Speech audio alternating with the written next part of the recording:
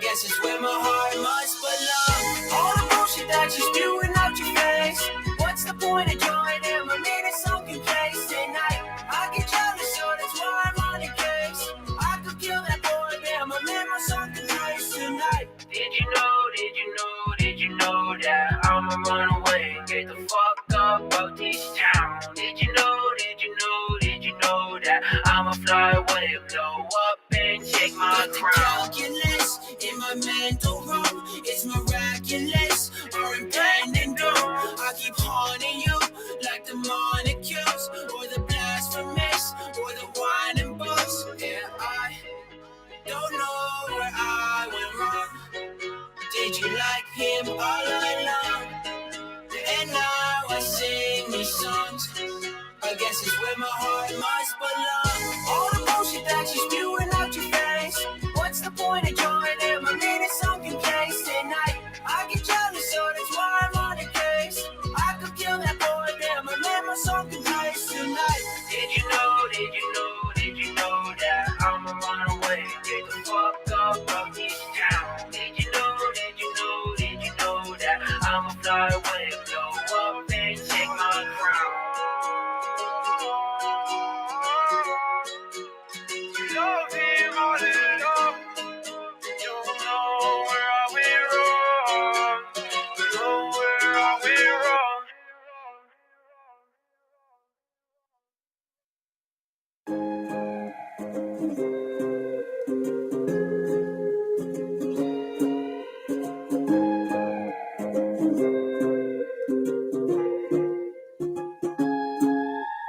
Crossed me out like tic-tac-toe. Watched us fall like dominoes. Paid the price and now I know I'll be alone and you'll be gone. What's the point in all these games if all they do is drive us insane?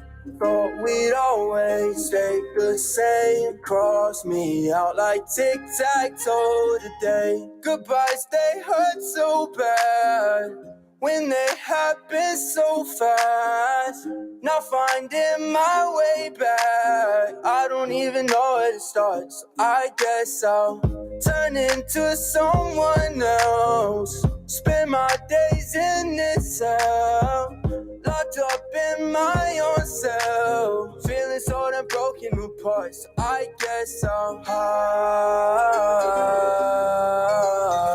from all my problems. I can't go.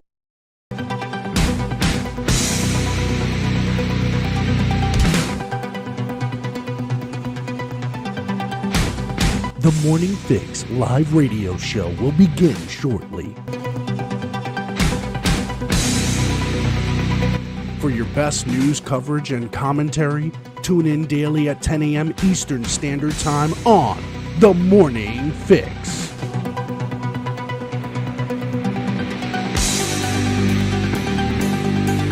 The Morning Fix live radio show will begin shortly.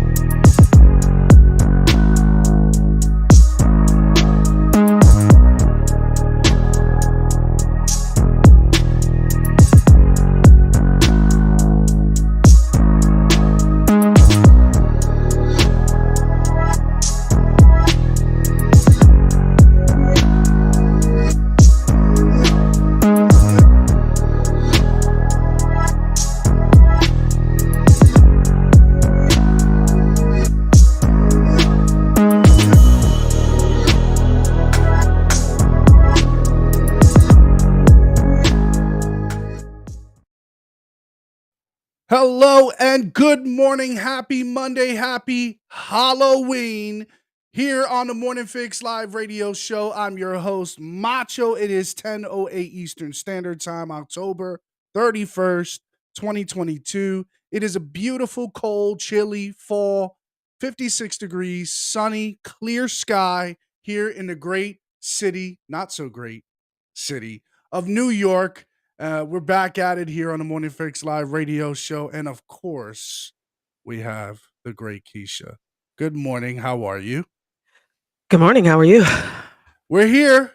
We're here another day. I see you got the Scully going today. Okay. We got a Yeah. different Scully. Nice gray. That almost remind me of the Craig David days. You know what I'm saying? Yeah. Oh, yeah. Yeah. I mean, hmm I have a lot. I have a lot of beanies. It's just now time to pull them all out. Oh, this is the fun time. So you get to wear the hoodies, the vests, the nice cardigans, the Well, Scullies. the funny thing is, this is What? how ink started, and then I went to hats. You look like a cardigan woman. Like you wear cardigans, right? Long. You wear the What is turtlenecks a and stuff. cardigan? What are you The talking? fuck is a cardigan? You don't know what a cardigan is? Are you What is it, a serious? sweater? It's those sweaters that they sell, those budget sweaters they sell at Target and shit like that. They Because look I'm on a nice. budget.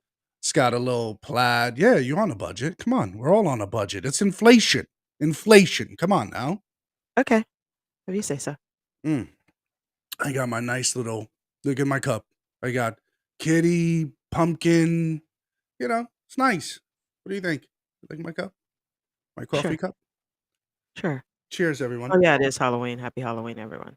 Just Yeah. take it back. Oh, yeah. It's Halloween. I said it at the top of the show. Are you serious? I wasn't listening. Oh, there we go. All right. Good. How was your weekend? Was it good?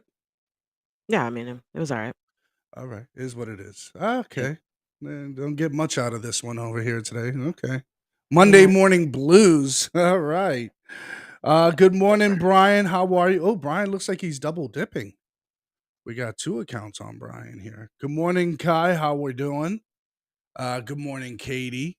Katie's here. We got Christina here. Happy Halloween. Good Happy morning, Monday. We everyone. have Lynn. Good morning, Lynn. Good morning, Pam. Good Good morning. Good morning, morning. True. Choose your true best friend. He is. That's my buddy. We got Heather. We got Barracuda. We got Kathy in the building. Kathy is Yeah. here religiously every single day. You Keisha. know, well, we have quite a few that are here religiously every day. It's quite a Every lot of them. single day. Yeah, thank you We guys. appreciate you Appreciate guys. that. Kai, too. Kai is here every single day as well. I mean, if we had a Saturday show, I'm sure Kathy and Kai will be there. I'm sure there's a few others that would Yeah. be there as well. We have Hellfire. Hellfire's back. Thank you. We have Dog Mom. Hey, everyone. This is a new name. Welcome, welcome. Welcome, Dog Mom. Thank you for joining the Morning Fix. We have The Goon, who's not new here. He is tuned in every now and then. Okay. All right. That seems about it. That Hey, seems look, like we're good. Dom.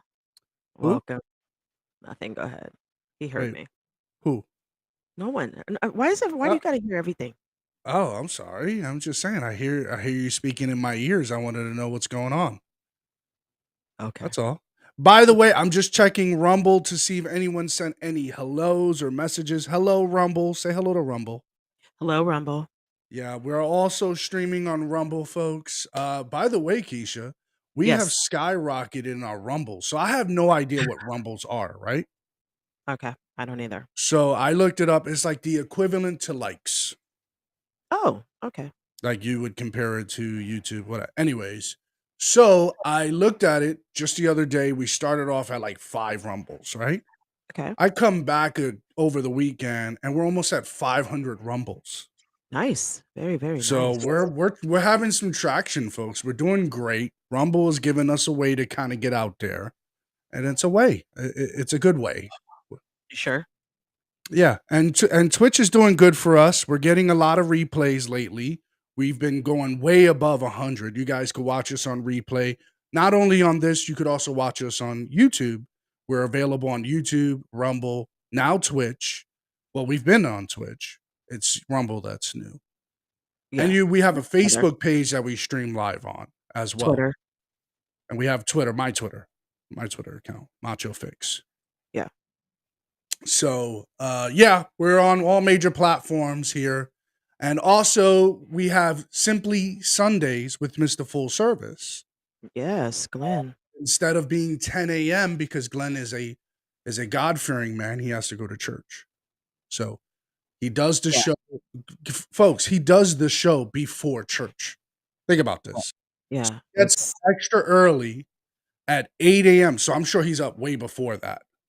yeah, it's Got to it's prepare. early for me too. So he's got to like prepare for the show. He's got to get going, Good whatever, morning. stuff like that.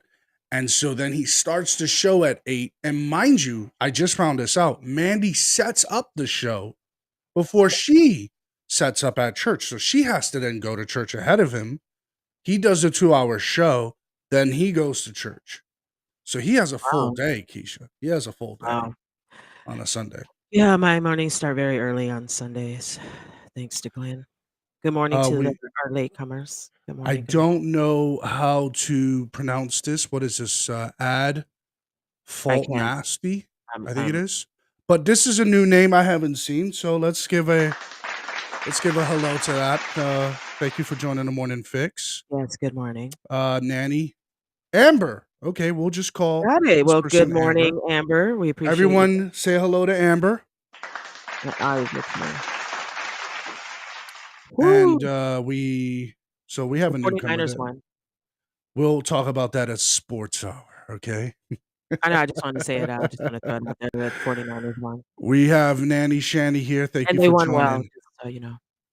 They did win well. They did. Looks like Christian McCaffrey is a good Yes, fit, and like I it's a thought good he fit, would be. and we won. Okay, we're back. I'm focused. We're bad. Let's bring it. Let's hone it in. Let's Yeah, I hone just it in. wanted to get that out there before AJ comes in and takes over the entire conversation. Well, he will because he had a big win yesterday. So Yeah. speaking of a big win, the Democrats are looking for just that right now, Keisha.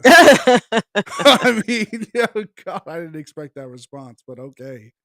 They are looking for a Hail Mary pass into the end zone because just like we saw on the hot mic, Chuck Schumer's worried, right? He's Flag shaking on in the his play. boots. And it's like, yep, whistle blown, flag on the play. Oh, flag on the And play. they are now 20 yards behind, and they have to throw a Hail Mary late in the game, maybe start doing a couple of laterals.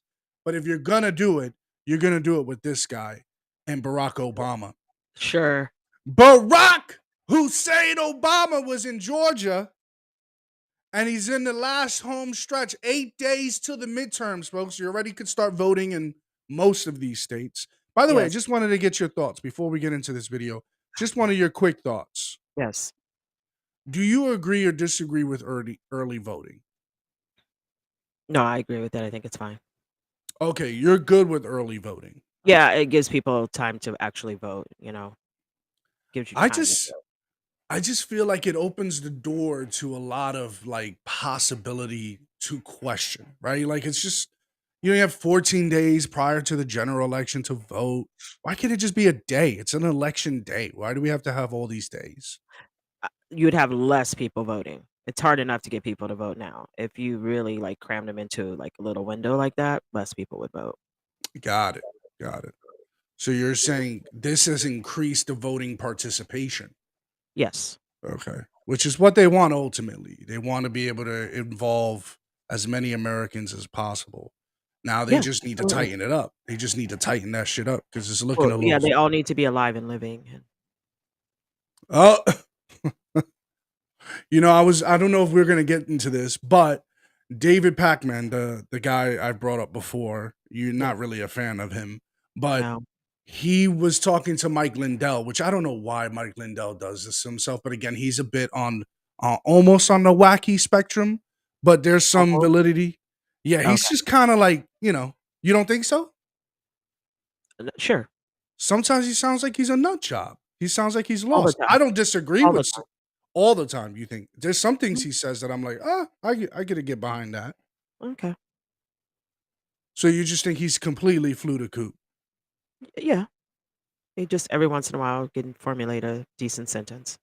Yeah, that's where I lose him because he's just all over the place, all over. Anyways, he's on David Pacman's show, and to troll him, David Pacman asks, "Do you think that Donald Trump will be reinstated in 2025?" And Mike Reinstated? Lindell. Yeah, he said reinstated. Yeah. Okay.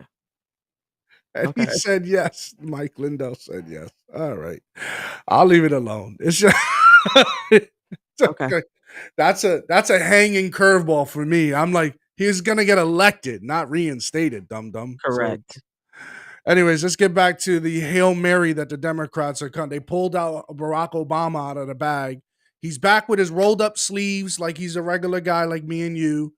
And he means business. Here's what he said in the Georgia campaign trail over there, and just to try to beef up for Raphael Warnock because he's actually trailing in the polls now. I don't know if you saw that, Keisha. Just today, this morning, Raphael Warnock is behind by a whole percentage point of Herschel Walker, which is incredible, right?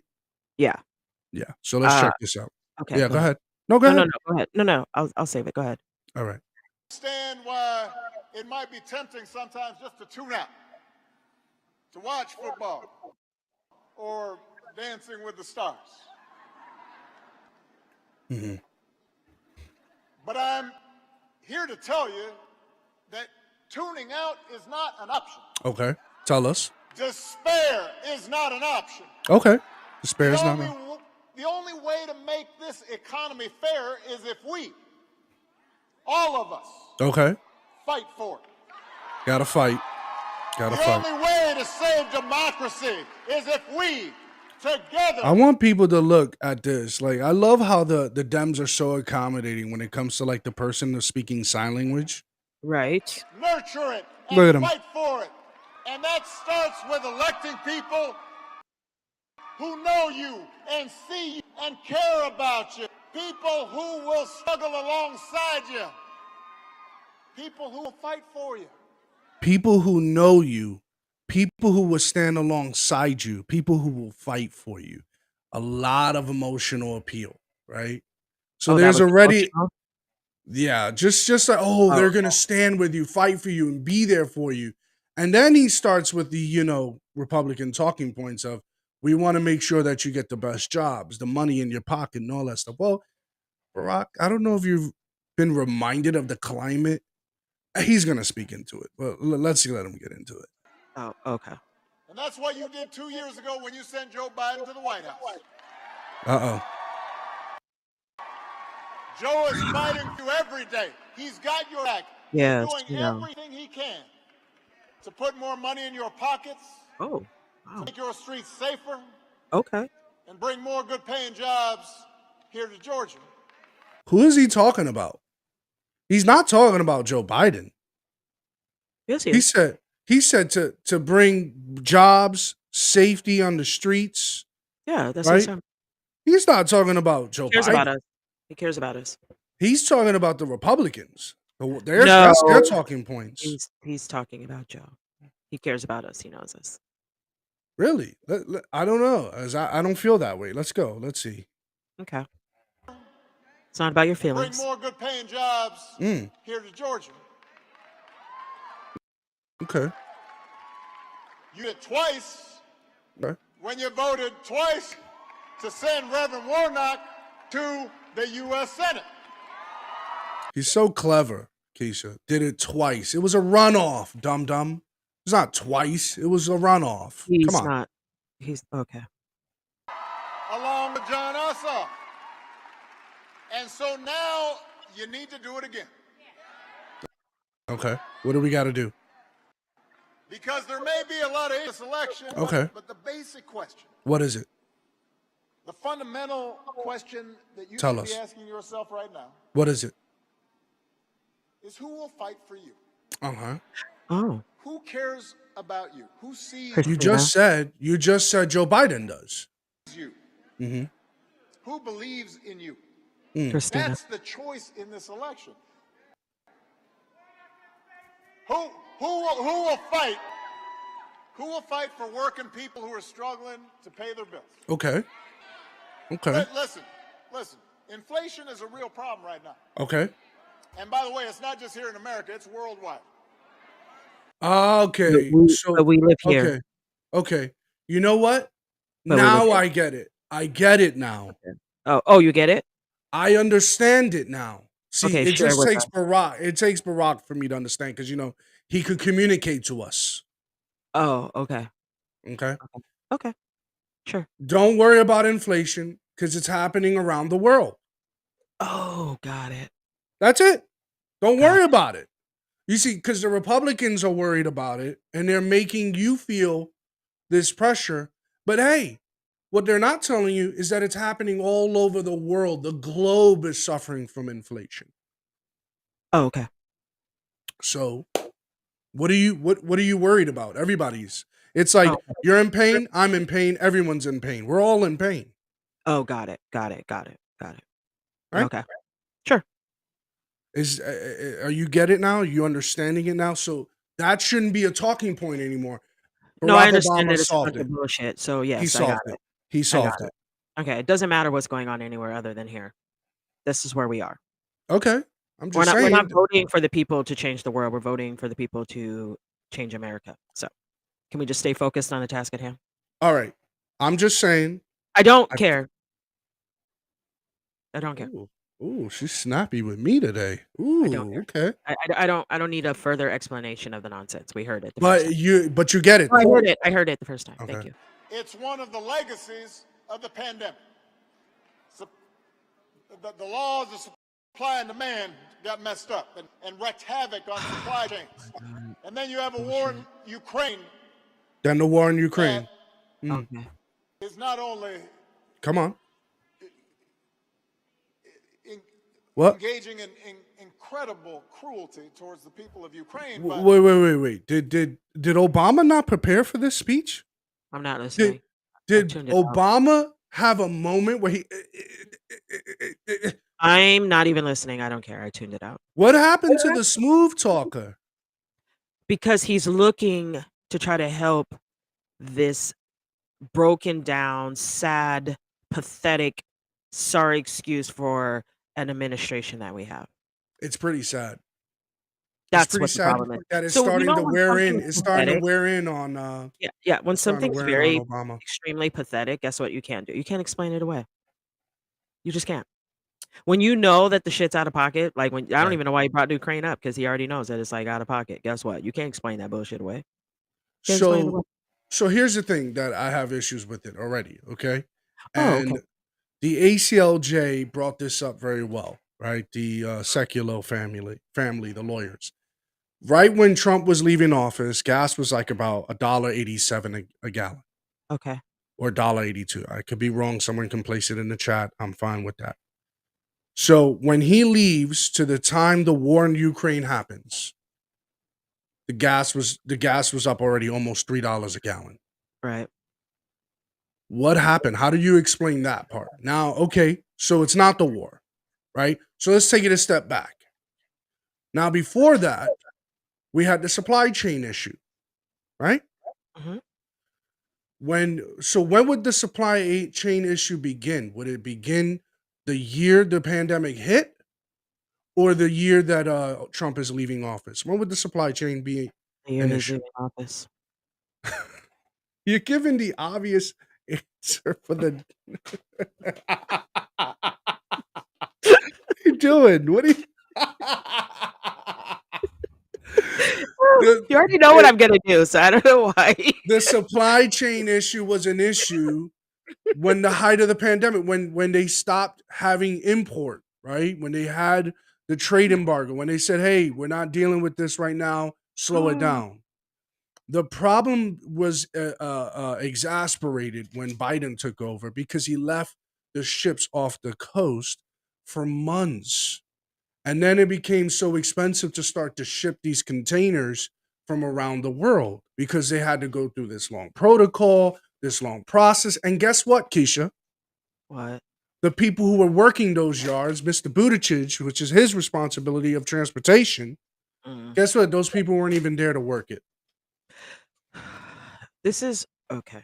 Because you're giving off this stimulus to pay these people to stay home. So guess what, folks? This was you know what Eric Adams said? I'm going to use Eric Adams' statement. Ready? You ready? Okay. Well, we understand it. This was a humanitarian crisis manufactured by human hands. There you go. They Okay? they're did it Show's they did over, it on folks. purpose, Show's and over. they're doing it on purpose. So it's to keep you in a controlled state, right? So if they make everything outrageously expensive, they know that you're gonna stop moving. You're just gonna sit still because you can't afford to do anything else. I mean, when you go to the grocery store and you buy 5 things and it's like $100, you're just like, What just happened? I didn't buy anything. I'm Like, walking I don't out with even one bag here. What the hell yeah, am I I didn't paying buy $100 anything. for? That used to be the Costco thing. You used to go to Costco and, buy 3 things and spend $100. Now it's the Yeah, grocery store. So I right. can't imagine having, like, a large family and having to feed them because it's out of control. When you have like 3 kids, you gotta pay a separate rent just to feed Yeah, those things, I those can't little even imagine. munchkins. I can't Like even imagine. those little monsters are just they still gobble gobble even though the money is going up, right? Yeah. So this is just I've solved this, guys. If you guys want to leave now, pack up. We can end the show right now. This has been manufactured by human hands. That's Yep. why Obama was having that moment. He was having that moment because he was like, I know this is why we're here. He knows. He knows. Okay. It's indefensible at this point. So let's He knows. continue. Yeah, you're right. It's like that song by what was that song? I Great know liar, she man. knows, and I know she knows. You know that song, right? No. Okay. All right. Whatever. It also sent energy prices through the roof. So we're seeing gas prices go up, Okay. grocery Gas price. prices, Go ahead. You and that speaking. takes a real bite out of paychecks. It hurts. Oh yeah. Talk to us. Come on, But the Obama. question you should be asking is, What? who's actually going to do something about it? Yes. Yes. Talk to us. The Talk to us. Republicans talk a lot about it, Do they? Do they now? but what is their answer? What is it? What is their economic policy? Tell us. I will tell you what it is, because it's the same answer they've got for everything. Come on. They want to gut social programs. They want to cut Social Security and Medicare, and then they want to give their rich friends a tax cut. Oh! Don't boo, vote. Oh! Stop! Stop! Stop! Stop! Stop! Oh! This is glorious. This is beautiful. Okay. The rich friends that he lives next to in Martha's Vineyard, Because he's a rich fan. right? He's a rich friend. But Yeah. his neighbors are the rich people too. Oh, okay. So the Okay. right, the Republicans, want to cut all these social programs to give all their rich friends the beneficiary of it all. The very friends that Barack Hussein Obama mingles with. And in fact, why is he talking like he's not a part of that? Because he's trying to be relatable to the people. Right, because when I roll up my sleeves, Yeah. I Don't wear a look like tie. an everyday work person. I'm out Yep. there like one of you guys. I'm with you. Yeah. I'm with Look you. at me. Sure. Yeah. Well, those dodos are dumb enough to believe it. So, I mean, No matter right or left, folks, whatever government does, Pat Ben David says this, right? When the pandemic happened and they were printing all this money, he Mhm. said, we have printed the most money in American history combined in just 2 years or a year, I think it was, whatever the case may be, right? He says, who do you think is going to have the upper hand in understanding how to navigate through these waters? People who know how to manage Mhm. and deal with money. That's your CEOs, your owners, all of those people. The ones who don't know are the people who don't know how to manage their money, the people at the lower end of the spectrum, people who don't have it and don't know how to manage it. Well, you can't manage what you don't have. Well, that's true. And that's what I'm saying. So if you have this, no matter where you are, whether you're on the right or on the left, whatever you do as a government official that directly impacts anyone else below those rich friends that Obama's talking about, because Uh-huh. they know how to navigate through that. If the right takes office, they get a cut of the check. If the left takes office, while we're all dealing with inflation, guess what? The rich is flourishing. It doesn't matter what side of the spectrum or what side of the aisle is in office. Someone's gonna get reap the benefits because they know how to navigate through it. This argument doesn't make sense, and it's only to be able to breathe animus Well, out of people. there's nothing to navigate when you have. I think What do you mean? that's the difference. So, like, if you're wealthy, you're not navigating anything because you're still wealthy. So life doesn't really affect or change for you, right? So like there's no direct impact when you're wealthy.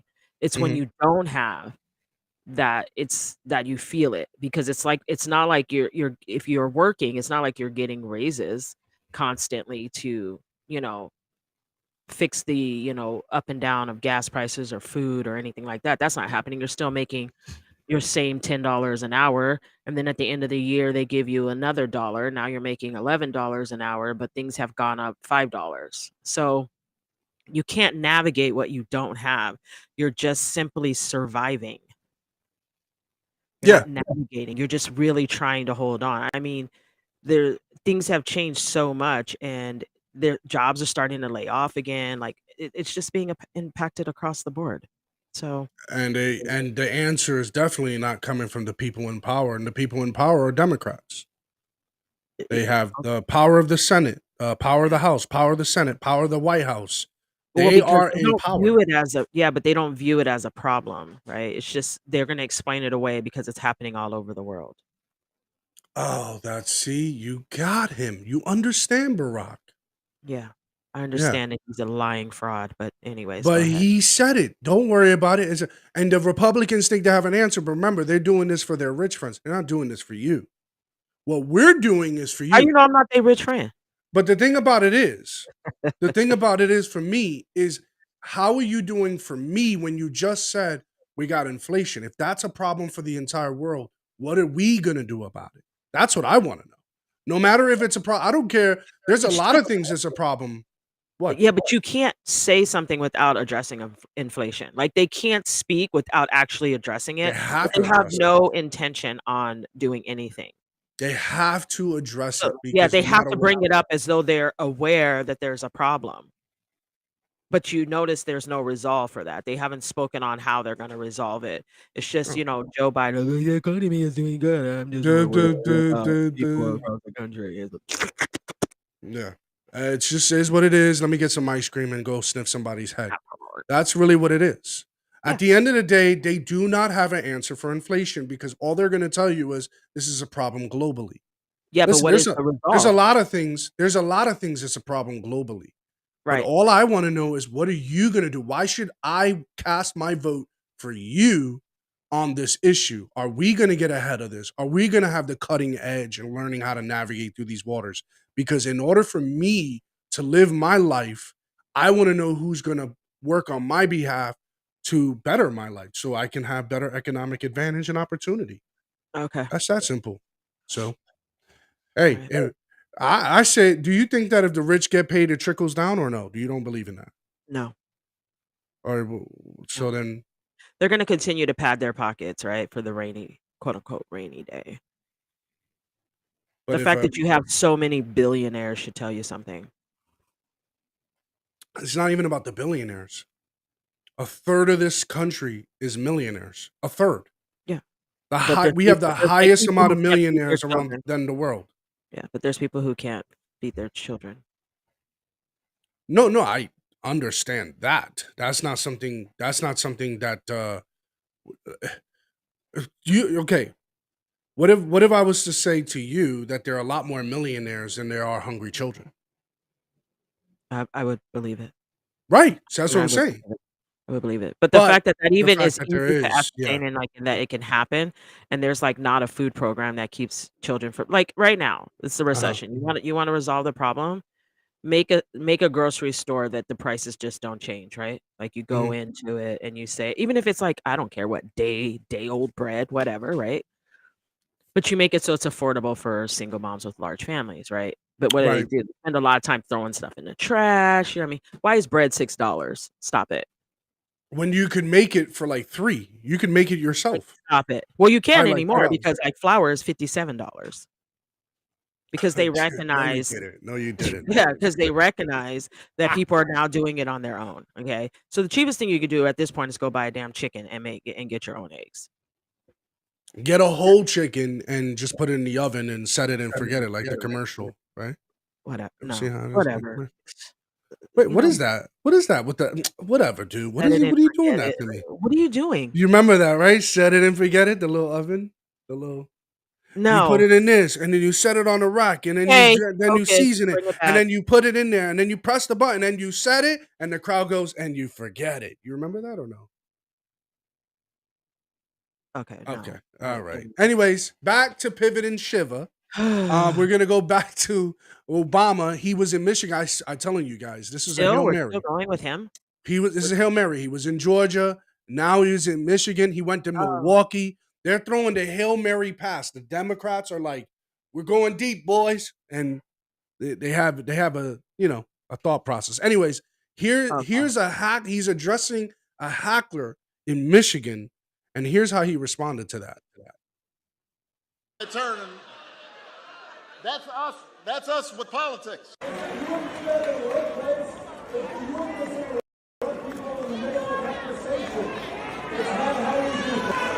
All right. So for those who can't hear, basically what Obama is saying to address the hackler, as he in the middle of his speech, he stops the whole speech. The hackler's coming out saying all types of stuff, and he stops. He's trying to calm the crowd. The crowd is getting rowdy, and he says, "Hey, you wouldn't do this at the workplace. Or, you got to give other people a chance to talk. I'm speaking, and that's how what you're doing. That's not how we do things.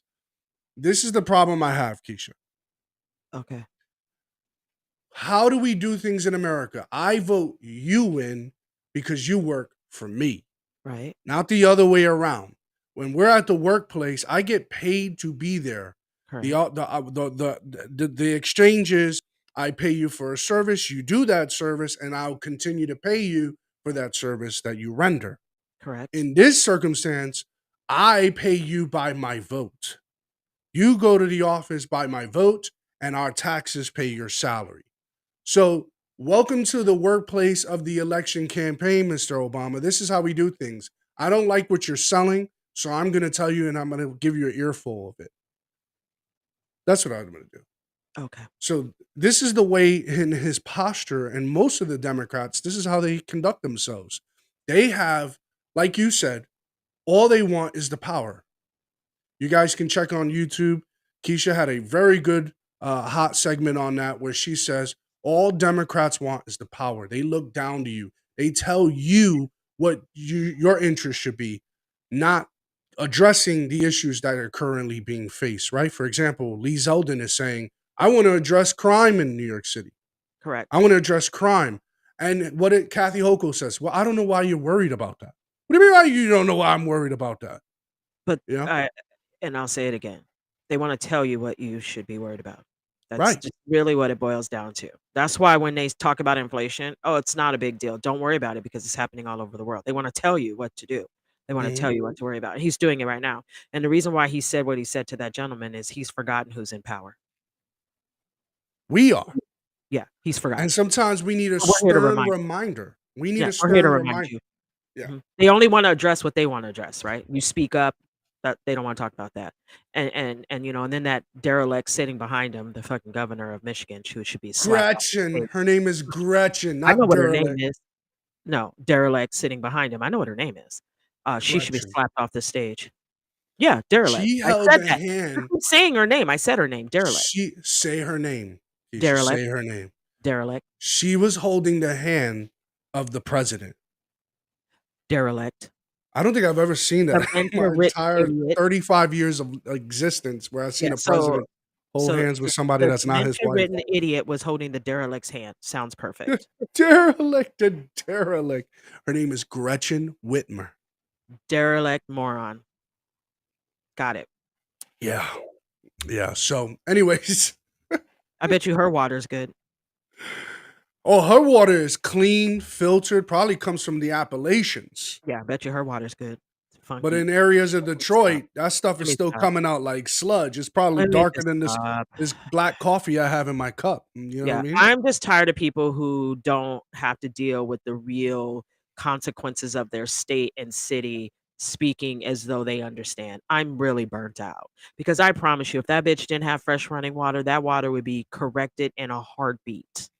Mm-hmm. Especially some of her rich But friends that are funding her campaign as well. that part. Mm-hmm. Cool though. It's I cool. want my water room temp, clean, clear, No, come from the I Appalachians. promise you, if they had to deal with that themselves, it would be fixed. We wouldn't even be having this conversation a million years later. It would be done. But instead, they get to isolate themselves from the real problem, and then they get to pretend as though they're working on it. What is this? Witless? What is that?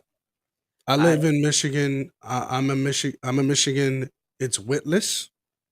is that what it says? Not sure. I'm not sure what that means, Kathy. Yeah. So I'm burnt out. Like, it's just stupid. I like my fridge water. filter fridge water. Oh, that's Oh, her her name. name Witless. Her Got name it. is Witless. Got it. See? Good job. Good job. Anyway, Oh, good old where were they Gretchen. hackling? Weren't they hackling Barack somewhere? Was that real? It was real. This was in Michigan. Then he also went and he's doing the whole campaign run for them.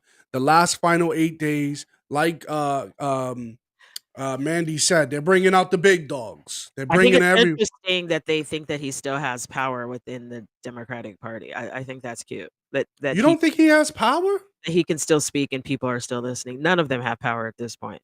The only people they're Bro. getting to actually continue to vote for them are the ones that can't Whoa. think for themselves. Whoa. Barack had one of the best campaigns in American Okay. history next Guess to Trump. what? I And put guess them what? hand in hand. They're Guess next to what? each other. Guess what? We've seen the truth. We know who he is. We know who he is. First off, we've known who Barack is. Are you sure? We've known who Barack Are you is. sure? You've had so many people Are you speaking sure? on How many people voted for Barack? a lot. Exactly.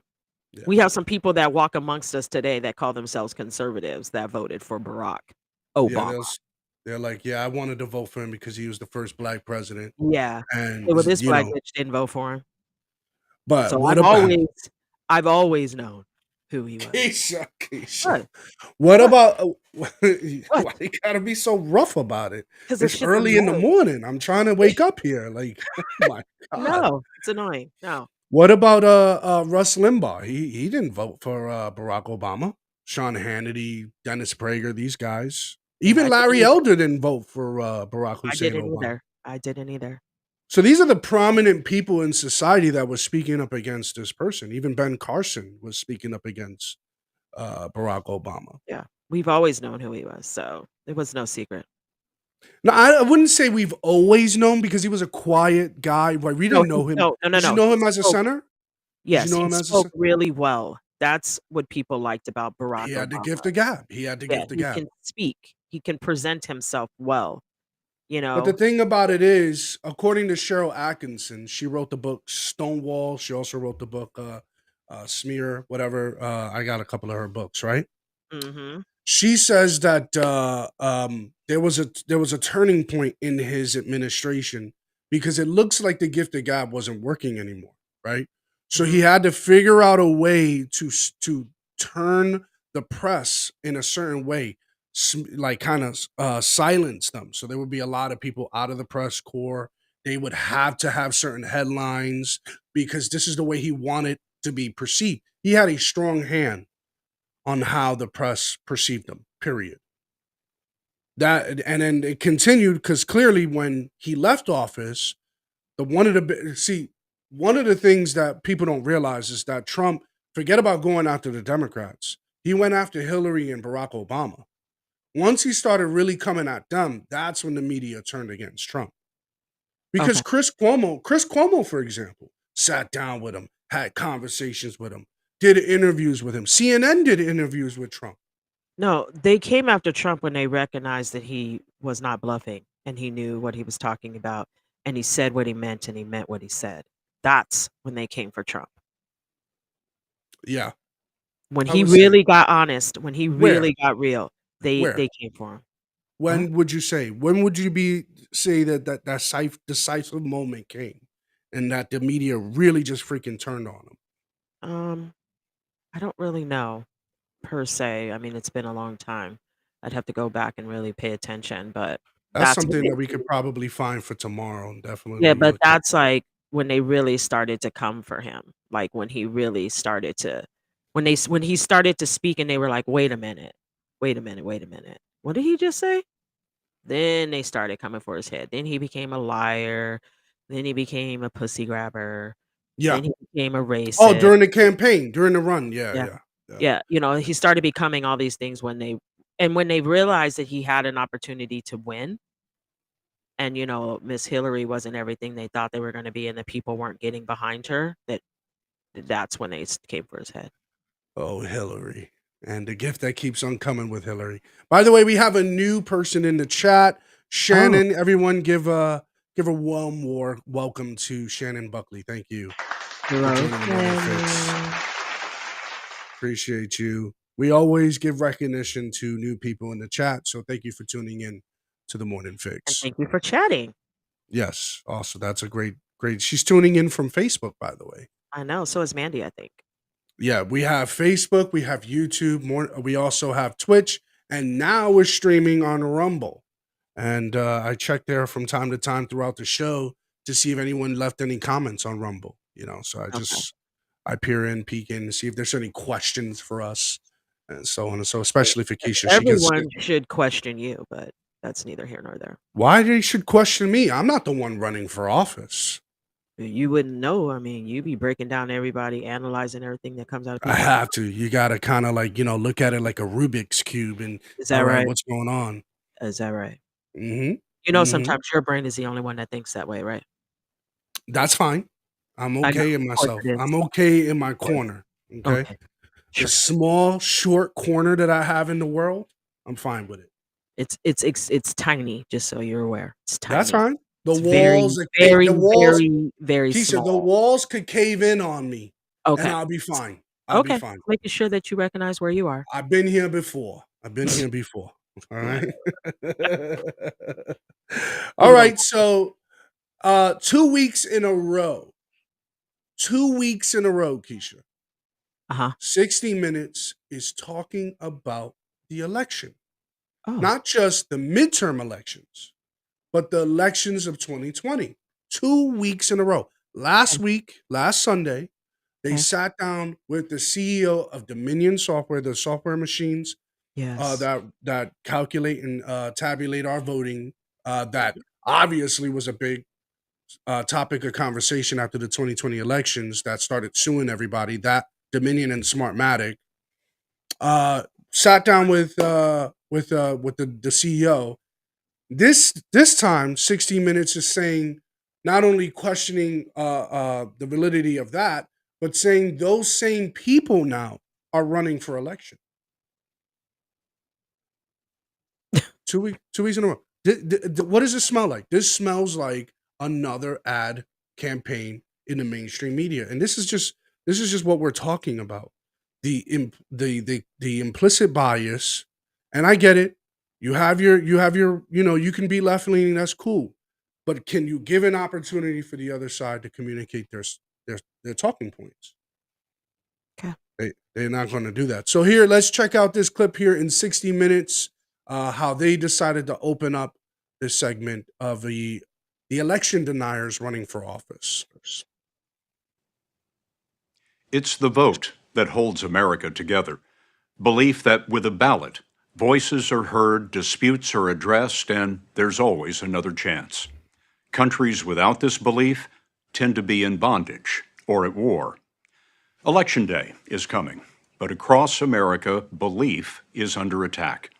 Politicians who say the 2020 election was stolen are running for governor in 19 states, attorney general in 10, and in 12 states, election deniers are running for Secretary of State, which would give them power over elections.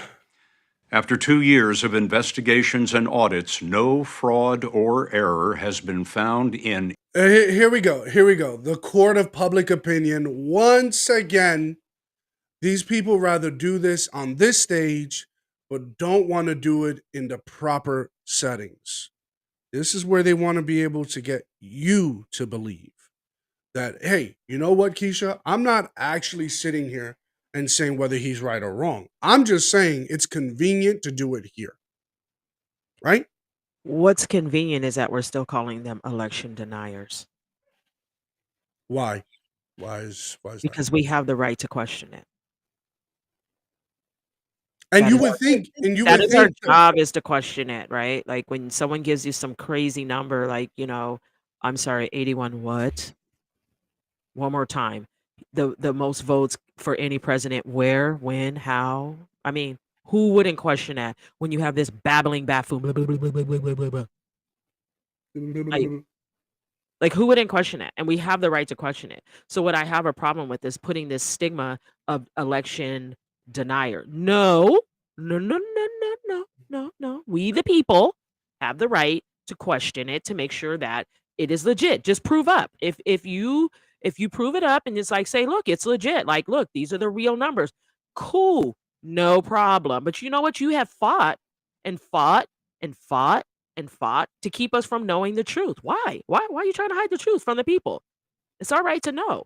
And then when we question you, we're denying. No, bitch, we're questioning you, as we should, because you're all liars. But that's what they've been doing since 2000, right? No, when the Democrats do it, it doesn't count. So it's not denying when you have selected, not elected, said from Hillary Clinton. Correct. Right? Correct. So it's not election denying when that's just literally your Stacey opinion. Abrams has admitted, has said publicly that Brian Kemp stole the election in Correct. Georgia. No, that's just her right? opinion. That's just her opinion.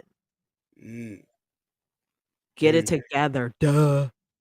That's the problem that I have.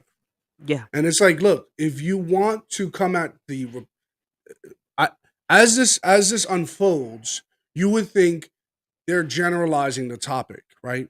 But he gets a little bit more clear here. Any state that would change the 2020 outcome. But in 2022, spreading doubt has been key to an endorsement from Donald Trump.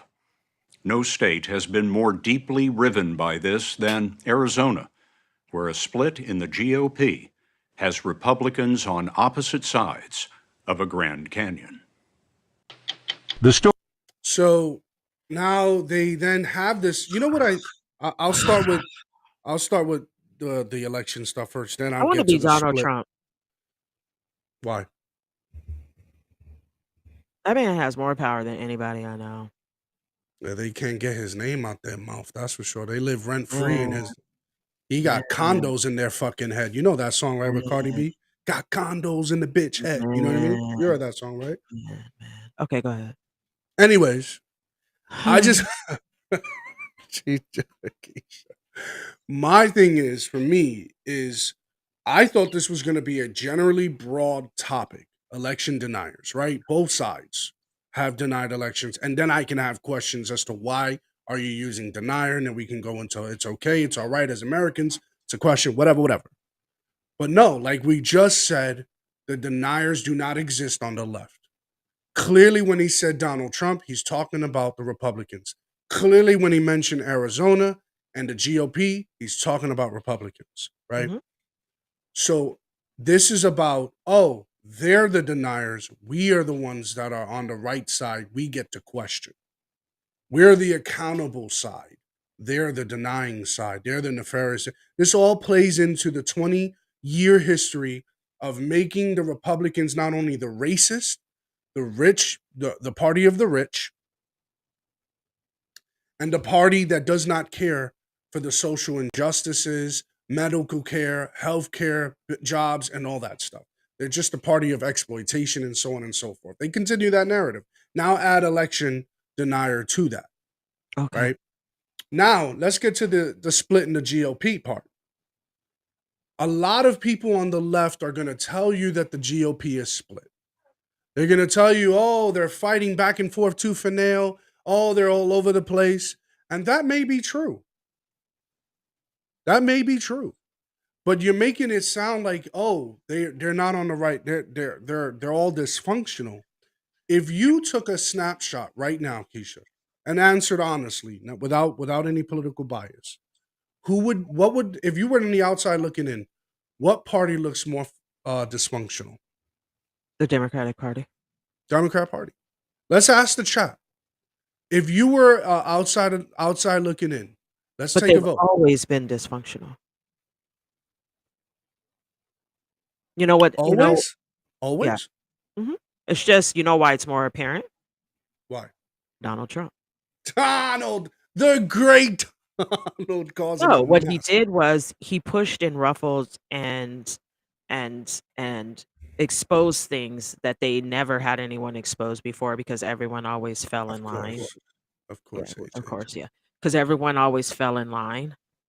And now this guy comes from nowhere and pushes over the tables and be like, hey, you didn't sweep up under here. What's going on under this table? Mhm. And that's why you are seeing this chaos and dysfunction and this da da da da da da da da da. da. That's why Bad, they bad, can't bad, gather bad. their words and they're not able to explain it away because it looks a little different today. And they have people questioning them and they have people leaving and they have people running for the hills to vote for something other than a Democrat because they see what's going on. Because what they Yeah. forgot is inflation affects everyone on both sides. Yeah. There's no discrimination when it comes to inflation, that's for sure. Oh, wow, your whole family's Democrat? I walked away first. Now my dad, who's 76, is like, wait a minute here. Voted a red ticket the last 2 major elections. Nice. And how do you feel about that, Shannon? Are you happy with that voting decision? And are you happy with what the Republican Party are doing thus far? To me, in my opinion, Keisha, I think the Republicans need to be a little bit more aggressive in some I of agree. these inner city areas. Don't be a coward. Go into these inner city areas. They're going to hackle you. They're going to hate you. But you're also going to be confronted with the truth. That is, a lot of people in inner city do not trust anyone in government. Yes. And that's where the Republican Party speaks to that person the best because we're the party of limited government. Who, if you don't trust government, of course you're going to want to listen to someone who's going to speak about limited government, Right. right? Well, and So, more of us need to be running locally. yeah. And as we've That's seen really with the Myra truth. Flores, I mean, shot in the dark, 150 years. The Yeah. 34th district of Texas has been blue. Yeah. 150 years. Here Yeah. comes a woman named Myra Flores, not even American born, Yep. but comes here, becomes a citizen here, runs for office, and is now a representative of the 34th district of Texas as a Republican. Yep. More of us So need to do it. that's, yeah, we need more of that because what Myra Flores is doing is unraveling this stigma and showing, say, hey, we've never trusted you, but we've not been Democrat. We are family oriented, centered around conservative values. That's why she says the Democrat Party does not reflect our values. Nope, it does not. So it's hard to connect the two when you keep pulling the lever, like Larry Elder always says, you keep pulling that lever for a party that doesn't represent you. So why do we do it, Keisha? Why has that happened? Why does people vicariously just constantly keep pulling that lever for the party? Because Republicans are racist. And they're the party of the rich. Yes. They're the party who hates immigrants. Right. Yes. That's the narrative that the Dems put in people's heads. I'm happy. Here's what Shannon says here. I'm happy with it. I want them to do more, though. I want them to stand up and defy the establishment.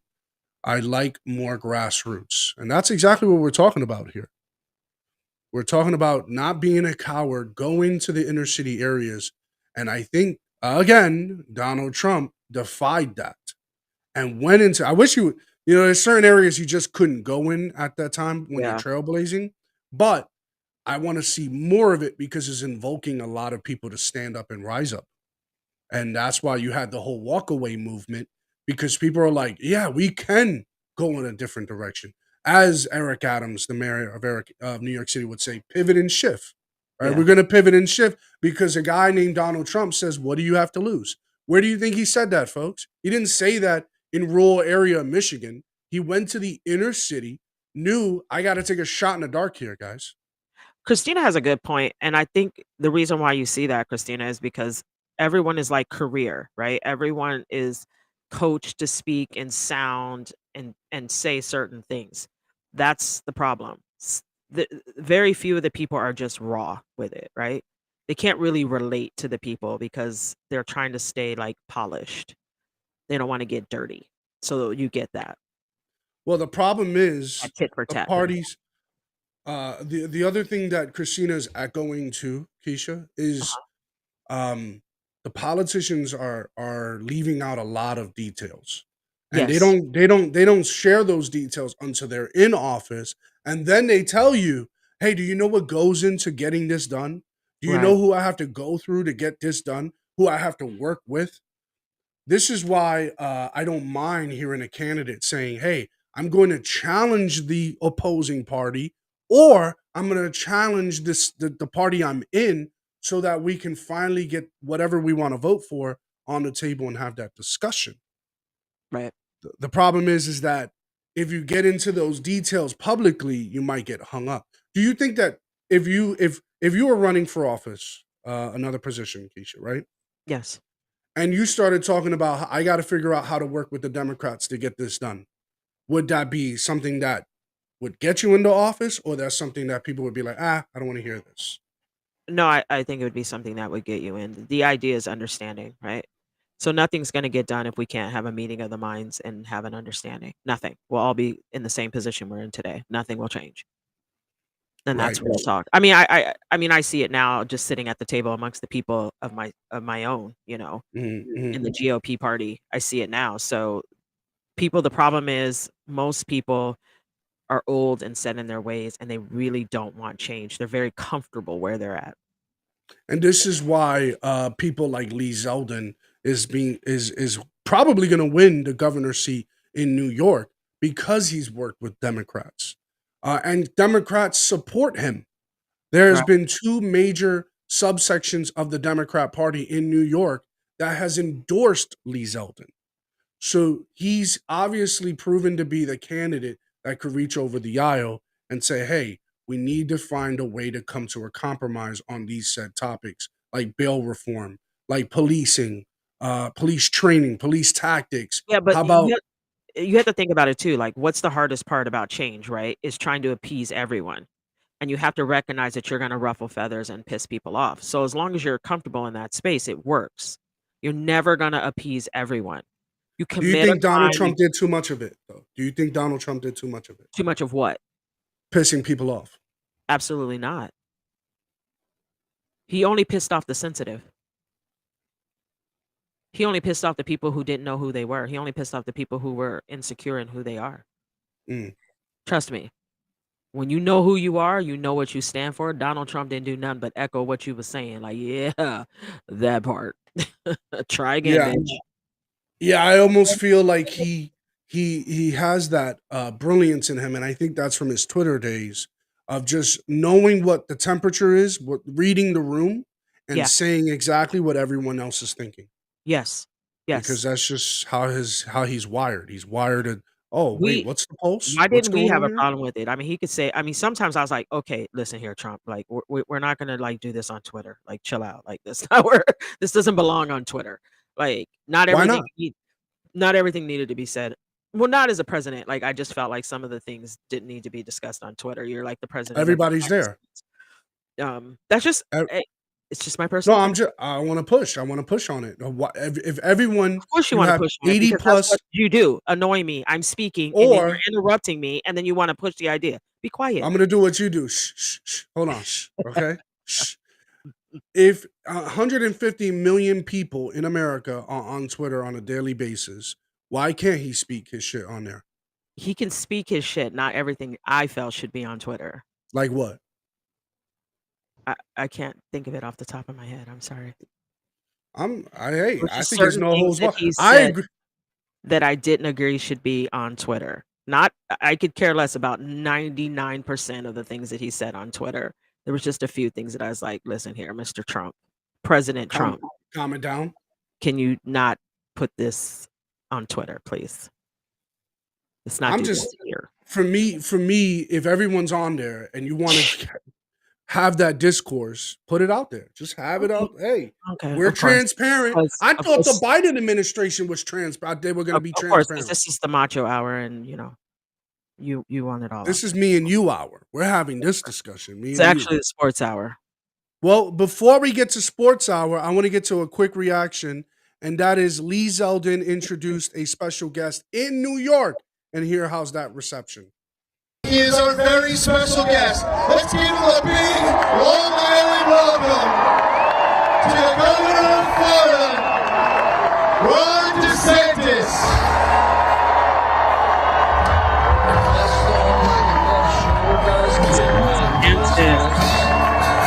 Get it! The Ron Don was introduced in New York in Long Island.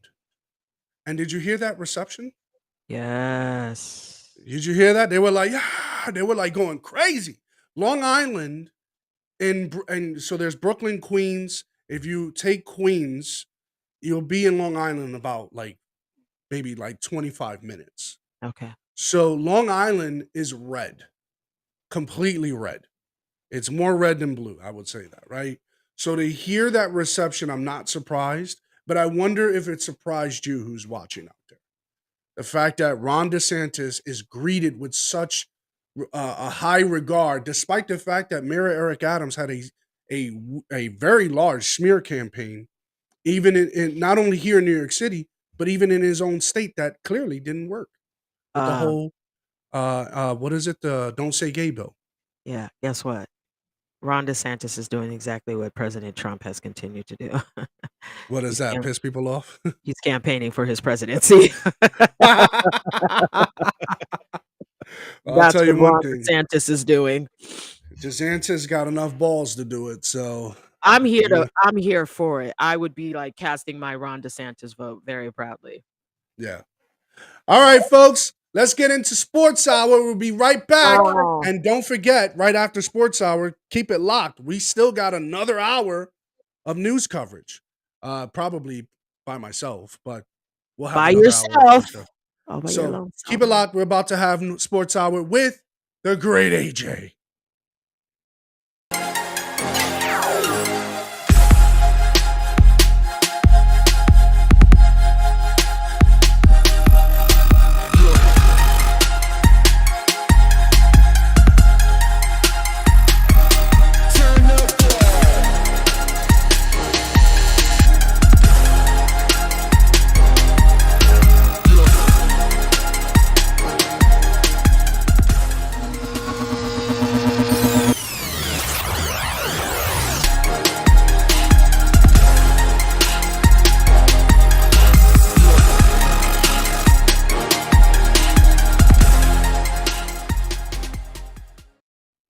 All right, we're back here for Sports Hour here on the Morning Fix. Happy Halloween, everybody.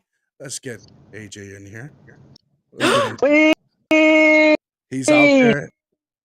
It looks all sunny and glorious over there. He's got his sunglasses on. How we doing, AJ? I thought he was doing audio only. I'm so happy to see Mr. Rant Room. He's showing his face. He's graced us with his face today. I worked it out. Check. All right. Can y'all hear me? Yeah, we can hear you. We can hear you. Oh, react We hear you. the first time I say it. Well, I feel like broken up. Jeez, oh, Pete. I mean, we're just waiting for it to be like, Pete, just, you know, you and your gibberish. Okay, can we just talk about the 49ers? Now? Oh, no. Can you wait for a second? No. We can't jump right into. Why? Yeah, it's slightly choppy. That's Okay, but why can we not talk about the 49ers right now? Like, why can't we just have that first? Since I'm only here for a limited time, I think I should be allowed to gloat for like at least 10 minutes. All right, here we go. All right. You want to get right into Christian McCaffrey and your 49ers now? Wasn't he glorious yesterday? Well, first off, he threw for a touchdown, by the way. He threw for one. Yeah, he was glorious. They call it the trifecta. Mm-hmm. Yes. Well, we can relate to that trifecta, can't we? We can relate. See, it's just like, it's a glorious thing. You just have perfection. You just create a trifecta. All right. Slow down. Slow down. Macho, Look at this. trifecta. Look at this, folks. Yes. Look at this, folks. Look at this. Enjoy it, Keisha. Enjoy it. Okay, I'm sorry. Go ahead. Enjoy this glow. I am. I'm going to. So why do we call it a trifecta? Because McCaffrey threw for a touchdown, ran for a touchdown, and also caught a freaking touchdown. Where has he been my entire life? This boy was active and busy yesterday. Holy smokes! And almost 100 game for him too, as well. So Wow, this 49ers team has definitely had a facelift for sure. What do you think, Yes. AJ? Yeah, I mean, a great addition.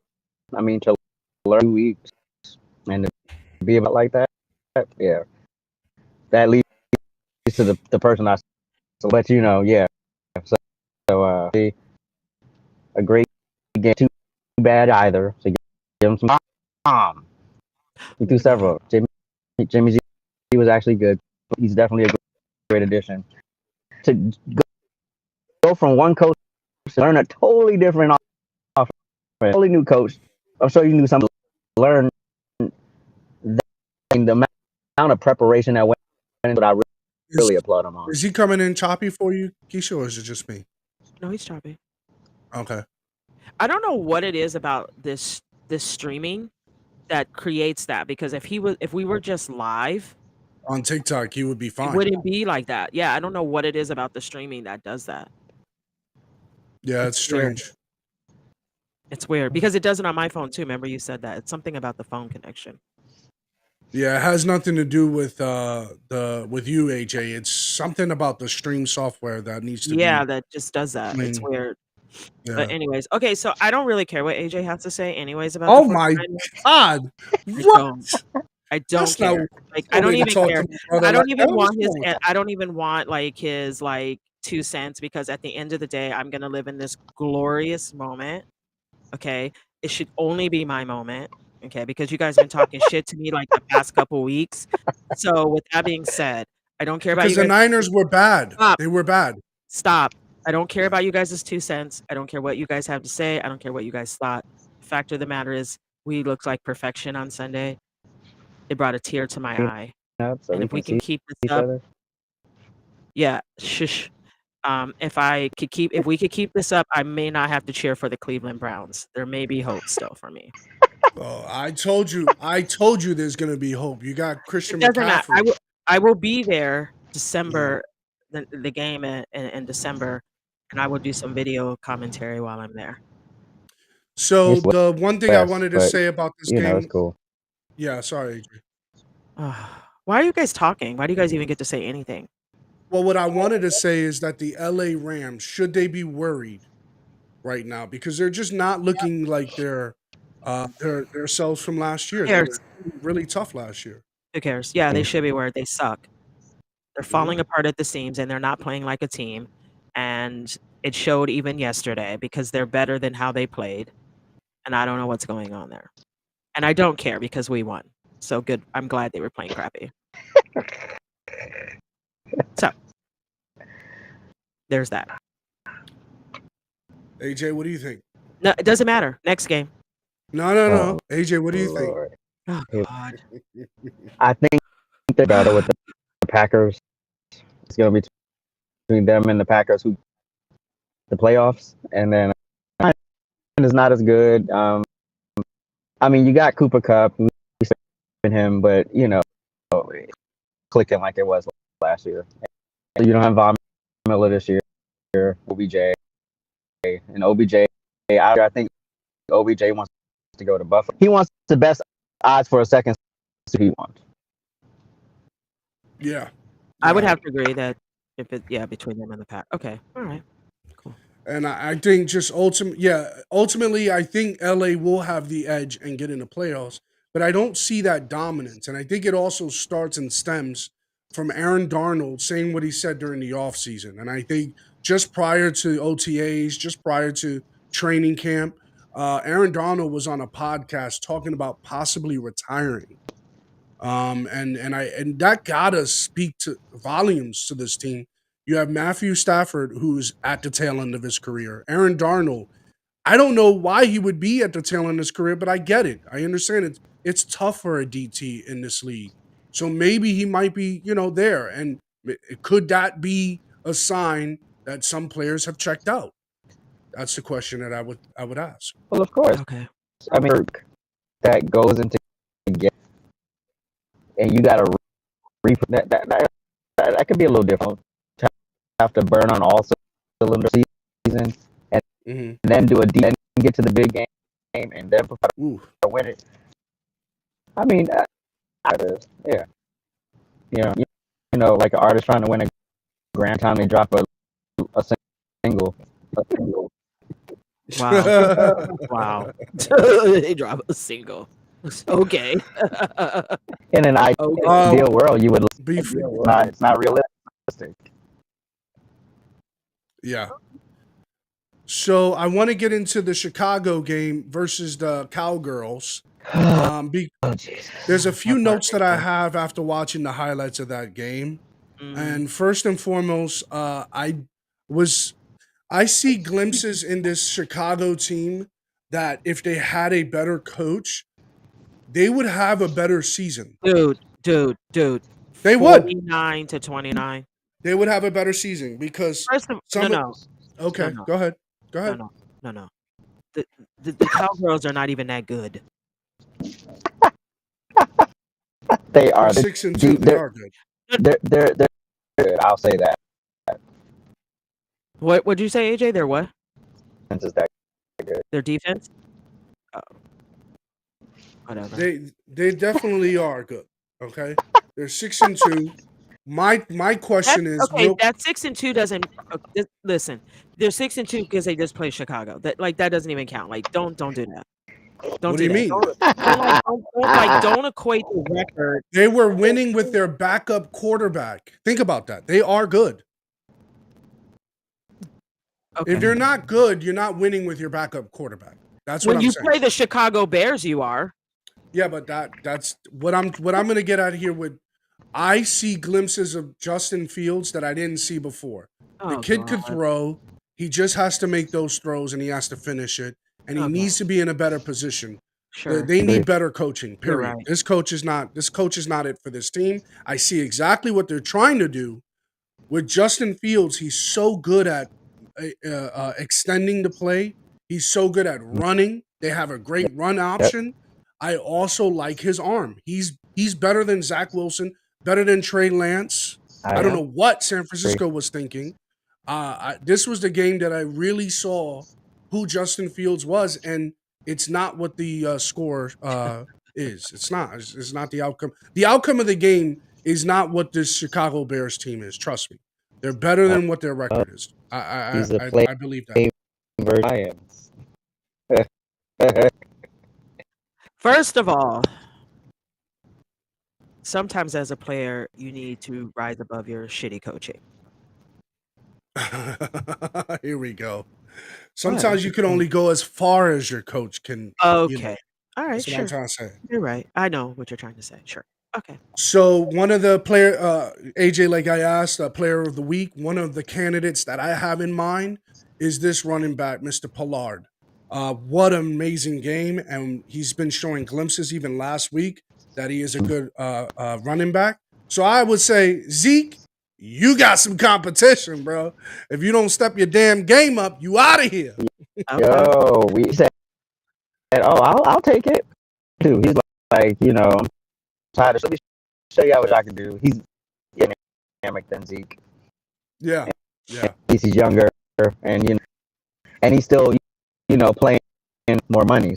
So of course he's younger. But waiting for this moment, and I'm glad I will give Pollard.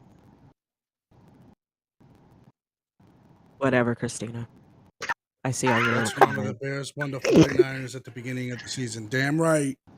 You know what? You see all her comments below that, Keisha. Don't you do it. You better Don't you do it. You better not. The Bears is black. How about that? Now what? And I agree, but check this out. And I agree. Hold on. Before we do this. It's 100% the coach. I watched that bit of that game, and I was like, this team is better than what they're playing. I can see flashes of what they're trying to do, but their offensive line is not matching up to what they want to do.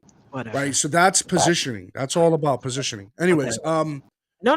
Before this game, can we do the Seahawk game because I have to go and I all want right, you want to do that? You want to be here? Okay. You want to be here for that? Want to talk 49ers with me? I should. Gino. Gino's cheesesteaks. Gino cheesesteaks. Did us again. Let's go to that. There they are. The former Giant Look at that. Geno Smith That torched. spanking. Yeah. Man, This was, first off, I have to say, this was a complete debacle by the Giants defense. But before you even look, because by the naked eye, you're going to look at the Giants defense. The offense was absolutely ass. It was just trash. absolute trash. They were not getting good field position. They were not putting Saquon in good blocking. Yeah. Saquon Barkley got 53 yards. Come on, that's ridiculous. Gonna be on Absolute IR about to play. ass. He'll be on the IR. They're not blocking for him. They're leaving Exactly. they're gonna kill that guy, Saquon. And Danny Dimes. I'm sick of him. I'm sick of that guy. Listen, let me just say real quick before I roll out, and then you guys can continue to talk about this. Like I said last week, as much as it pains me to say, am very surprised with the performance of the Seahawks. The fact that they are managing to show up each and every week and win. Stop it. I'm not lying. I'm shocked. I am also sickened. And we're what? also where are we in the You're what? where are Oh we my god. in Oh my the god. draft? Okay, can you so let me give beautiful AJ number?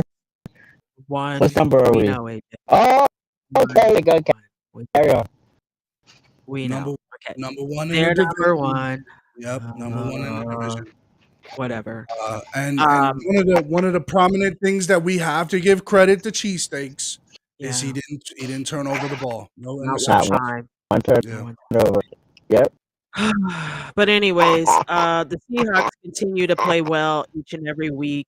They're like actually looking like a solid team now. I mean, they are playing like a cohesive team. I mean, I'm actually impressed. Like, as much as I get nauseous watching and it makes me sick and I just want to like cut my own head off, they look good. And it's hard to say that, but you can't take away from what they've done, losing their star quarterback and bringing in someone else. Stop. AJ. And the thing that I said here, AJ, in the group text is that Mr. Walker, the running back, the third, was public enemy number one. Meaning, when you get the assignment that Kemba Walker, he's everyone on defense, the linebackers, the DTs, their primary job is to make sure you contain that motherfucker. You better not let him run all over you. And in doing so, they left themselves vulnerable and open for Geno Cheesesteaks to throw on them. So okay, well, I'm gonna let AJ have his glorious moment. I want to say goodbye to everybody. I gotta get out of here. Later. AJ, I hate you, but Wait, I know, you know. you notice she's leaving each day. What's going on? Whatever. All right, everybody. Love you guys. I'll see you guys tomorrow. Bye-bye.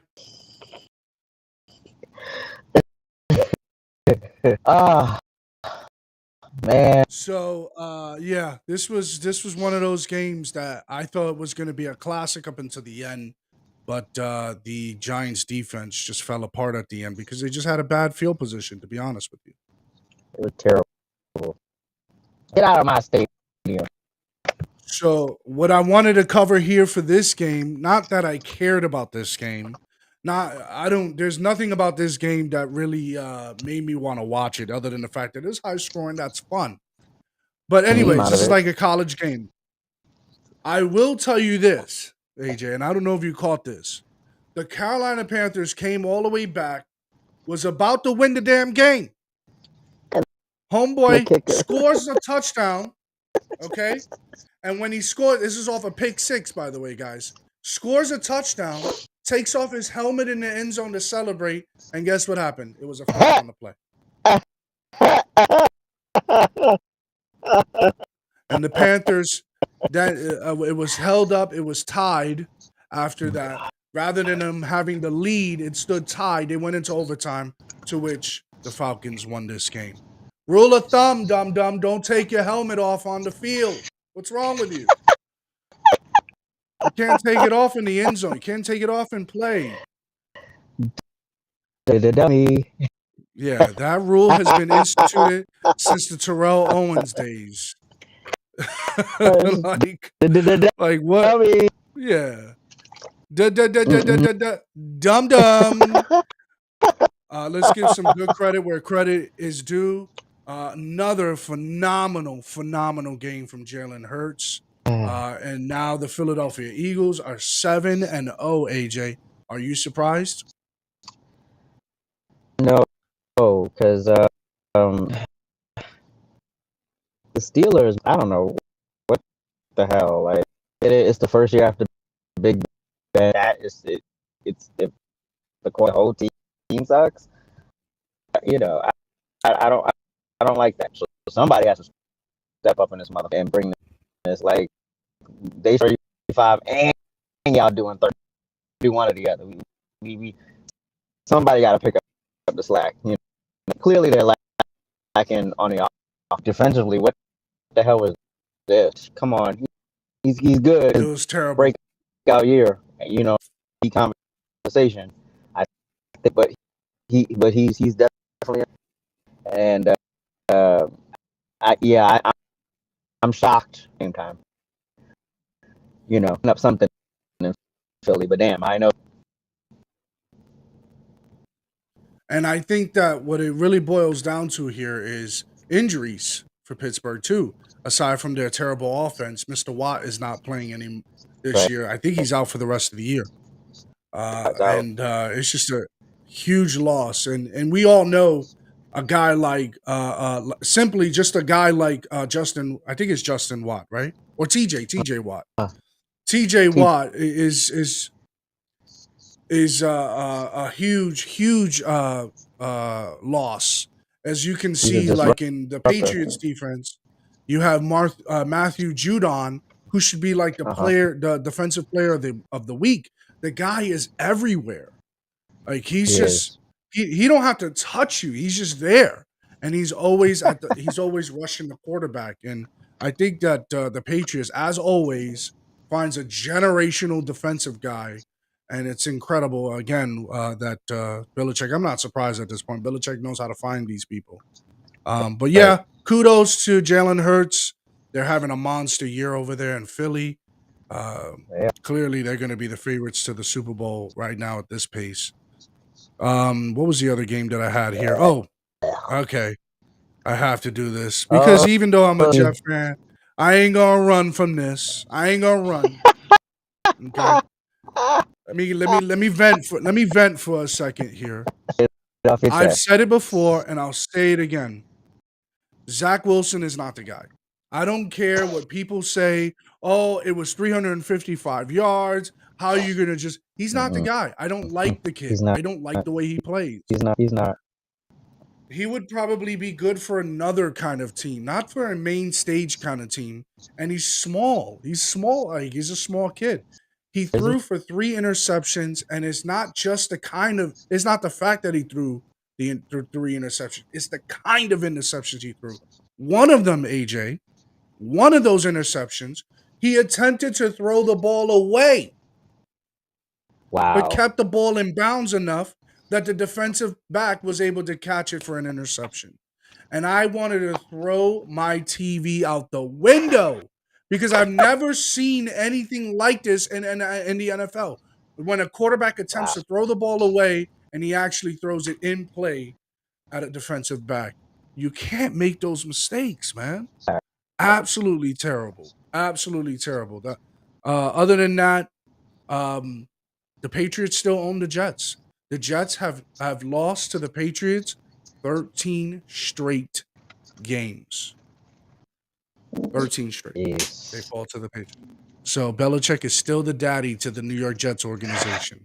That's my schmeal. Oh, you. That's my schmeal. Ever since he took the job and quit, he has been plaguing the New York freaking Giants ever since, and it's pissing me off. Jets.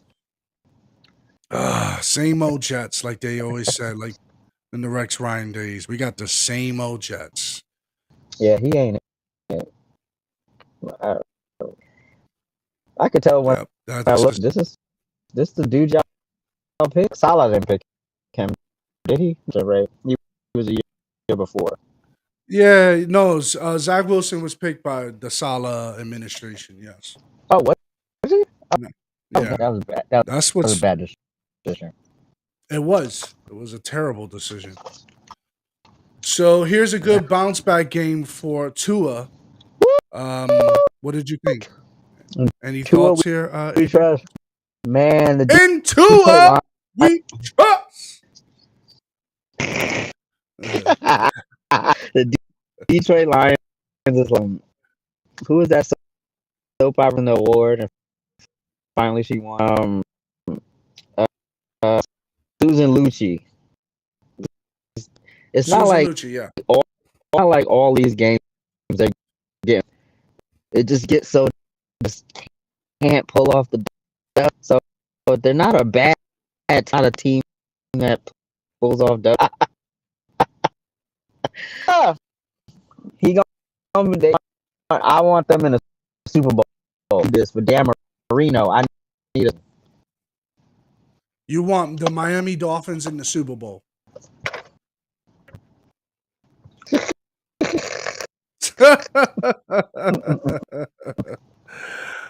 All right. So the other thing that I wanted to cover before we get to player of the week, we'll get into that. Wait, hold on. Go ahead. Tua is the only left-handed right now, right? So yeah. I think so, yeah. He is starter. Tua we trust. And Tua we trust. I like that bounce back game he had. I also like his charisma and how he handled the post game, which is really good. The other game that I really wanted to get into that I thought was actually a very good game was the Commanders versus the Colts. Two quarterbacks going at it with each other that no one knows why, and why would we? You got Hanky and Ellinger over there. But you did not. And wait a minute. First, no. Put his name. Yannick 2 playoff ago when he balled when they had no team name at playoff game, but he didn't quite get there on the radar. Now he's a good backup, so when they tried to start him, it didn't quite. But he balled. Give Taylor Heineke his flop. And he's doing what he does best. He's a great backup. He's a great backup. He's a glorified Bacchus, like you said. Heineke has won 3 straight for the Commanders, bringing them back to 500 ball. And guess what? The Washington Commanders season is still alive in the NFC East Division, which is always a cluster of down the wire. By the way, this game went down to the last play. It was incredible. I was like, wow, look at this. This shaped out to be a pretty darn good game between these two teams here. Finger guy, I don't know who Ellinger. I was like, okay, I see Heineke. Give him his flowers. I think this Ellinger took over because they had enough of Matty Ice. They said, all right, Matt, you're out. And Matt Ryan is just like, Bill Wayne. Yeah, Matt Ryan is just like, all right, I'll be the guy to groom him. That's no problem. You know what I'm saying? Matt was like, whatever. He's just never been the same since that. He's the. Oh man. So now, AJ, what would be your player of the week? My candidate is Pollard from the Cowboys. I mean, Tony Pollard's in the comment. So is I ain't gonna look over Geno. I give it to McCaffrey. Like, I think. Ooh. I just think of the output, the preparation off that performance. Yeah, easy. Like focus, zoned in, vision. I'm all in. You got the teammates. You got bought into it. The team. You're a baller. I mean, 2 weeks. 2 weeks. Not the and he came in play. and yeah, And he came in there like he owned the joint. That's for sure. Exactly. Yeah. I was like, He's talk about Fat Joe says price went up. Price went up. Right. That's a price. Yeah. That is definitely a price. Like, wow. Definitely, he's my player. There's no way you do a trifecta on a new team in the middle. You that give him his flowers. All right. So as a pivot and shift here, let's get on to some baseball. Do this to me. What happened? What happened to the Broncos? Let's ride. Oh, the Broncos. That's right. They did do that. Hold up. That's my bad. We had Daddy Russ come in. Daddy Russ came in and showed us and said, "Yo, stop talking about my name. Put some respect on my name." Daddy Russ said, "That's right." I forgot about that. Because it was a Thursday game, so I forgot about it. I know early morning yesterday. It was London. It was a London game. That's right. Yeah. Anyways, when I saw this game, I was like, oh, so Russ heard he heard us, and he's like, oh, so you thought I'm done? You thought I'm checked out? I got something for you. He came in, and the way he was throwing the ball, it was zipping, AJ. It was zipping. Shoulder, yeah, still messed up, but he was still able to pull it off, and the hamstring gave us flashes of classic Russ. It's a process. Oh, you could just put a system. You can't do any process and they'll thrive. It takes time. I see it just quite going to do much in terms of season, but I think this is a good piece. And I think and then season and then don't. I think those that's what has to. Yeah, I think that this was a big win, and this is a step in the right direction. I don't know what this is going to do ultimately, but hey, it shows us that Russell, you can't count him out. That's the mark of a true professional. But thank you for reminding me. And me, when they get a little clamped. Now who? I didn't hear. I hate this connect. It's real choppy. I swear it's only here. It's only. I swear it's only here because the minute you go on live on TikTok, ain't no damn glitching. It's only on this software for some reason. Yeah, I don't know why. And it's like it doesn't do well with. You're not on Wi-Fi, right? No. It doesn't do well outside of Wi-Fi. That's why I always tell people to do it on their desktop for some. That's just how it is. Oh well. That's why. We're gonna this too shall pass. They say. Facts. But okay, we can segue now. Who we got in this game tonight? Bengals over the Browns or Browns or Bengals? Please. I mean, Bengals are. Oh, you can call in. That's right. That's a great idea. Keisha just put. You can call in because you don't have to worry about hearing Keisha. Oh. Should I do that right? That's a great.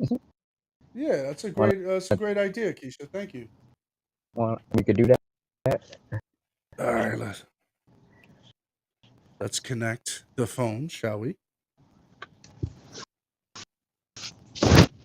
Let's look up Sir AJ here. Sir AJ. I should put you on my phone as Sir AJ. All right. Lord, please don't. Ring, ring, ring, ring. This is AJ. I can't get to the phone right now. We got the voicemail. I'm on third. I didn't know you were calling me. Hold on. Yeah, I got you. I'm calling you. Do not disturb. Hold on. All right, let's do it. Y'all heard the voicemail. He said, "This is AJ." You saw how professional he sounded? All right, let's get him now. Let's see if we got him now, folks. Oh, we got him. We got him. Welcome to AJ's Rant Room. This is AJ. Oh, we hear you loud and clear.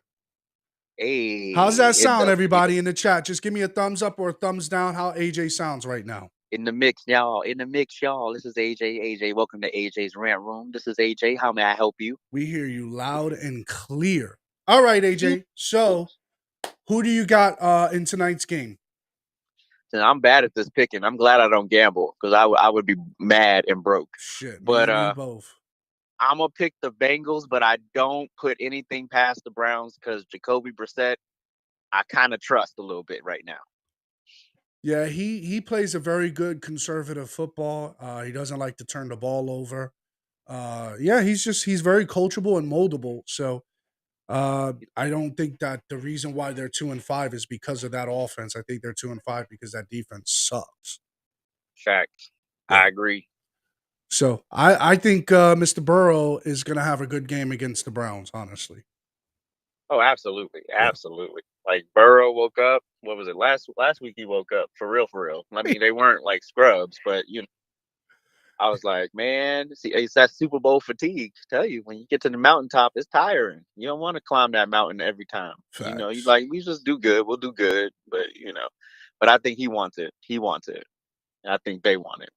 I'm glad that we could hear you clear now because I wanted to get your take on Dusty Baker as we pivot and shift now to baseball. Right now, the Houston Astros are playing the Philadelphia Phillies in the World Series. And just prior to game one, in a press conference, Dusty Baker had a thing or two to say. And that thing or two to say is this is the first time since the 50s we don't have a black ball player playing in the World Series, an American-born black player playing in the World Series. And he says that's nothing to be happy about. Major League Baseball has to do better. What do you think about those statements, AJ? It's stupid. What the fuck? Like, I'm just gonna draft players just in case we get into the playoffs, just in case we get into the World Series, just in case we need 3 black players. No, that's not how it works, dummies. It's like these are the 2 teams that got there. They just happen to not have the people you like. So the fuck what? Are these great players? Did these men earn their right? They earned this. So why does everything got to be sullied and soiled with the fucking race bullshit? It's not about race. Who gives a fuck if there's 2 black men, 5 black men, no black men? The point is these are capable men who went to war with each other to get to where they are. Why can't that just be celebrated on its head? Damn. I'm not even going to say anything back to that because that was very good. You know what I told a coworker of mine? I said, so now probably the possible solution to this is have a designated roster spot for a black player in all 32 teams, and that solves it. It's done. We'll never hear that again. Of course, that comes with a lot of dignity. and validation, right? Right. I'm like, come on, like, man, just like, who cares? Why does everything got to point out to how many black people on the damn field or how many black people on the court? Who cares? That's like saying, well, the whole NBA, there's, all in these two in the finals, we ain't no white men. Y'all would have a fit. Facts. And by the way, I believe that series is tied 1-1 right now, and it looks like it's going to be a good one, aside from some other antics that's going on right now. Let's go. The last topic in which I wanted to, and maybe we'll get to the other one with Antonio Brown, but this one is probably primary. Kyrie Irving. I just did a video that I posted on YouTube here, folks. You guys can check it out for yourself. Of did Kyrie Irving get defensive? Did he help his cause? Did he hurt him? Hurt his image, or whatever the case may be. Anyways, in an interview, he got really defensive back and forth because he posted a video or a movie, a reference to a movie, on his social media account. Are you familiar with that, AJ? No, I saw it, but I was just like, this is dumb shit. It's pretty dumb, yeah. Yeah. And I was just like, look, if the bar for anti-Semitism is saying what the fuck it is, then so fucking be it at this point. I don't care. Yeah, absolutely. If that's the bar you're gonna set for anti-Semitism, okay, well, call me what the fuck you want. But what you're not gonna do is sit up here and silence me and tell me that I can't say something because it offends you. Bitch, we're offended all the time. Right. You move the fuck on. So the fact that you're gonna use your purse string to try to get people canceled and call them out and get them to apologize and all this dumb shit, no, I'm not living in that world with you. I'm not doing that with you. And y'all sit up here and talk about, oh, we're the great, we're not like this, and then you do the very fucking thing you say you're not. Make this make sense. Yeah. You know what? I agree with you in that too, because it's like, guys, if you're gonna be offended, then maybe this is probably not the world for you. Maybe you want to go somewhere else. And you know Find what? a I different one. created a collage, and I called the collage the real Rage Against the Machine, because we all know the band Rage Against the Machine is full of shit. Mhm. But the real Rage Against the Machine on my collage is Malcolm X, Dave Chappelle, Kanye West, Enes Kanter, Kyrie Irving, and Floyd Mayweather. Those men really rage against the machine and don't apologize, or apologize when they are actually wrong, but don't sit up there and totally backtrack on what they said, because they said what they said and they meant it. Very But good. but I can admit when I'm wrong too. So the thing about it is where I had a point of contention with Kyrie. I support free speech, or I support his stance. My thing is to kind of get to the point where I don't want to talk about this. Let's move on. Let's talk about basketball, which he knows he's been in this league long enough that, irregardless whether it's him or going far back to Charles Barkley days or even Shaquille O'Neal days, it was not only about basketball, it would also be about on the court, off the court antics. Would you agree? Wait, say the last part again. It would, the press would always question on the court and off the court antics. Even with Right. Dennis Rodman, they had that too. So in light of that, in him posting about this said movie, he got pretty defensive and says, "Look, I don't really want to talk about this. I want to talk about basketball, so let's move on." I have a point of contention because you either do two things as an athlete when you do off the court, whatever it is that you're doing, is you either Mhm. apologize for it, which I don't think he needs to, right? But you Right. apologize or you explain away. And if you're going to explain away, you're going to have to live in this world, this realm of doing just that, explaining. I just don't think that he utilized the opportunity well enough to convey or express himself to the point that he was willing to sit under fire. And he simply just did it. He just said, "Hey, if this offends you, then this wasn't for you." And it's like, but some people could have criticism. They could ask some questions. Hey, maybe this did have some anti-Semitic leanings. I don't know. I never watched the movie he posted. But even still, I just want to watch how you move in light of this. How are you navigating through this? Do you see where I'm coming from? I, I see where you're coming from, but we also know the type of press we're dealing with in this day and age. Ooh. So it's like, it does not matter what I say, how I say it, how many times I may apologize for one aspect of what I said and try to give you more context. Does not matter. You're not going to like it. So can we just move on and talk about basketball? Because I'm about 2 seconds from flipping the fuck out on you. So Yeah, this is exact. That's exactly what happened. So here's a bit of that. I don't know. I don't know if you can hear what I'm about to play. Let me see. Promotion of the movie and the book. Can you hear that? No, I can't hear Oh, it. you Dang can't. it. Okay. Anyway, so he does go back and forth with the person who's asking him. It says, "Hey, you're promoting the movie," or some so forth to that extent or around that realm. And he says, "Stop saying that I'm promoting this movie. Stop saying that I'm doing any of that." And he says, "You're not." Then the presser says, "Well, you got to understand." He says, "I don't got to understand anything from you."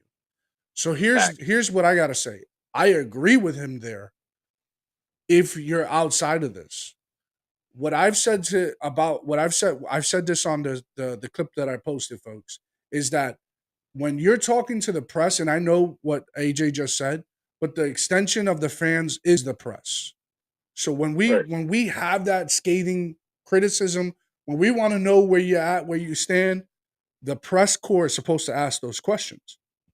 And I learned this a lot from Jason Whitlock, and saying like he would always ask these off the wall questions, even with Kobe Bryant. Everybody knows when he asked a weird question to Kobe. Kobe's like, "Come on, Jason, what are you asking me?" Right? So Right. there's just all these things. So when you say I don't got to understand anything from you, I agree with Kyrie. Where I disagree with him is Kyrie, you're not saying that to him. You're saying that to us. Do you agree with that? To a degree. Okay. Because again, you also have to think about the fans and how many of them are actually informed versus just being reactive.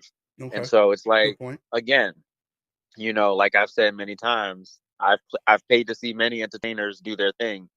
They don't owe me shit after they do their job. It's like, they don't have to answer no questions. They don't have to talk to me, nothing. Like, cool if they do, but if they don't, that needs to be fine too. You don't own me. I'm not your bitch because I get on a court and play and I do my job and I do my job well, and that's it. Once I'm done with that, I'll pick and choose what the hell I want to answer after that. And I think a lot more celebrities would benefit better if they just took autonomy over that and saying, well, look, I'm not addressing that. Because we got to get back to the times where celebrities would sort of pick and choose what they would talk about. Now people just want access to everything. They Right. want you to talk about every damn thing, and it's like, no, fuck out of here. Very good I'm point. good.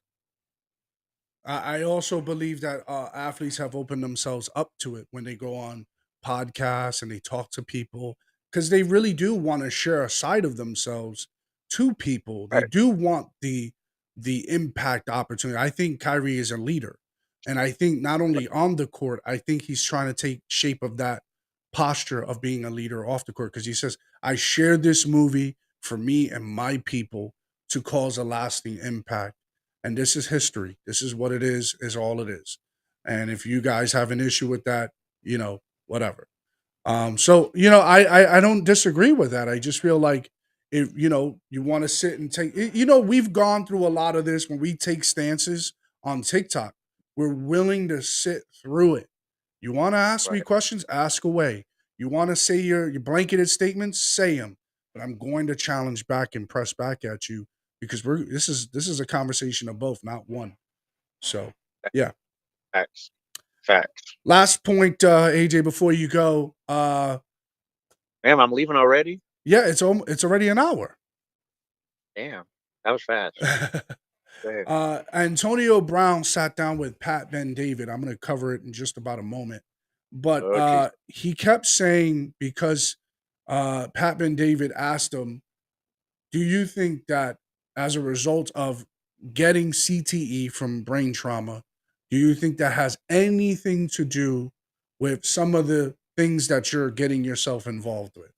And, Antonio Brown, that was a soft spot for Antonio Brown.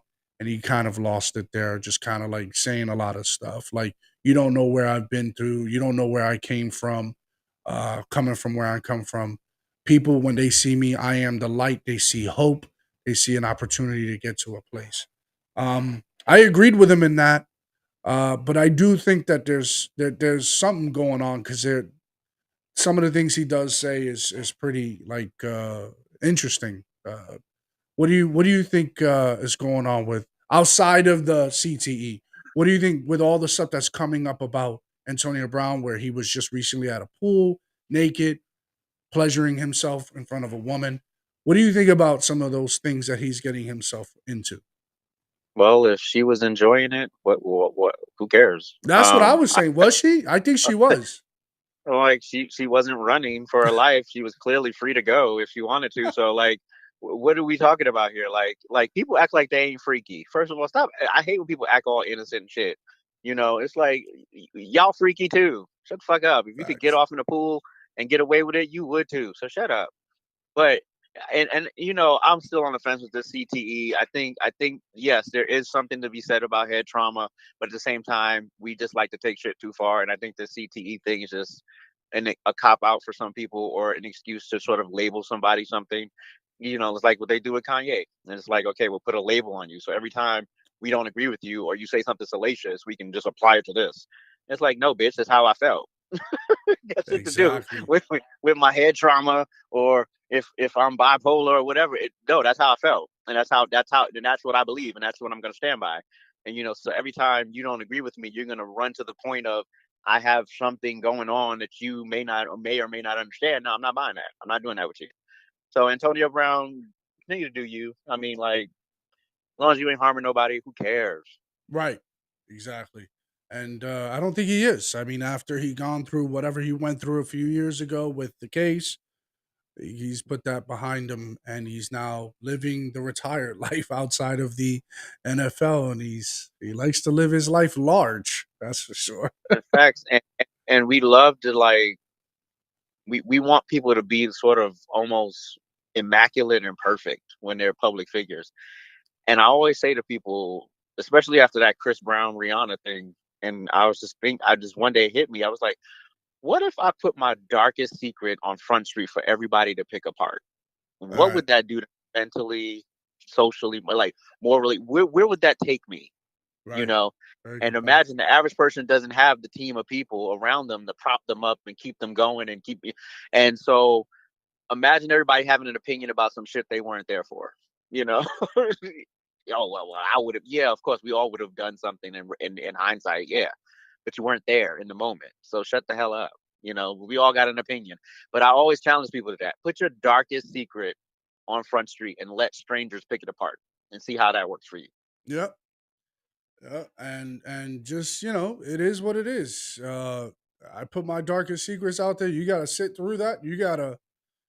You could choose to address it, not address it, or apologize or not apologize. Either way. Oh, no. You cannot address it. You gotta address it.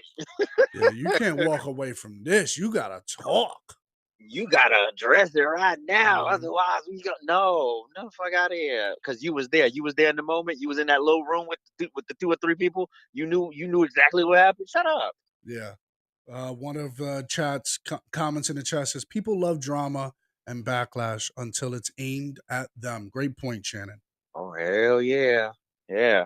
I'm like, I couldn't even imagine it on a Chris Brown, Kanye, Antonio Brown scale of scrutiny, criticism, people just being vicious and mean.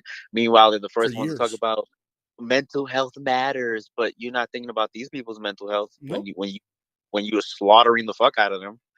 So, like, shut up. You don't care about no guy. You're definitely not thinking about Kanye's mental health when you just say, "Oh, it's just his mental health. Why he's saying what he's saying."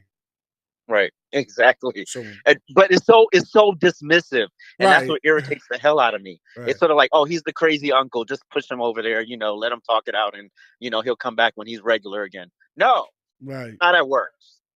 No. If we're worth listening to, we're worth listening to, whether the person has anything going on with them or not. Doesn't matter. Facts. And show me what law Kanye is broken. Show me what woman he's beat up. Show me anything. I'm not saying he's a perfect person, but show me where he's actually been so reprehensible that it's just, we got to put this man in a straitjacket. Shut up. And not only that, he's not broken any laws since he's been in the public eye, which is crazy. That too. But I can promise you this. They are looking through all his IRS records. They are looking through everything right now because they are going to find something because they have to at this point. And then we're going to sit up here and say, oh, it was anti-Semitic. And no, it was y'all being y'all. Right. And now y'all are showing y'all true colors. And then everybody's supposed to go back to acting dumb like they don't see it. Okay, got it. Not going to happen. Yep. That's it. Well, thank you, AJ, for your time here on the Morning Fix Sports Hour. Hey. Appreciate you. Right. All right, folks, we'll be back after these commercials for one more hour of news coverage.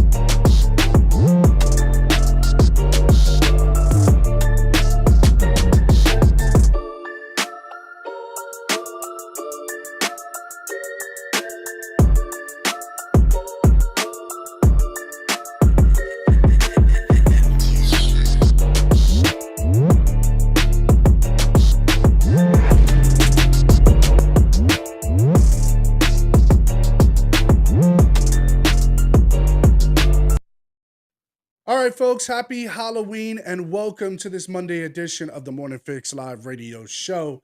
We're back here for another news coverage and things that are happening on social media.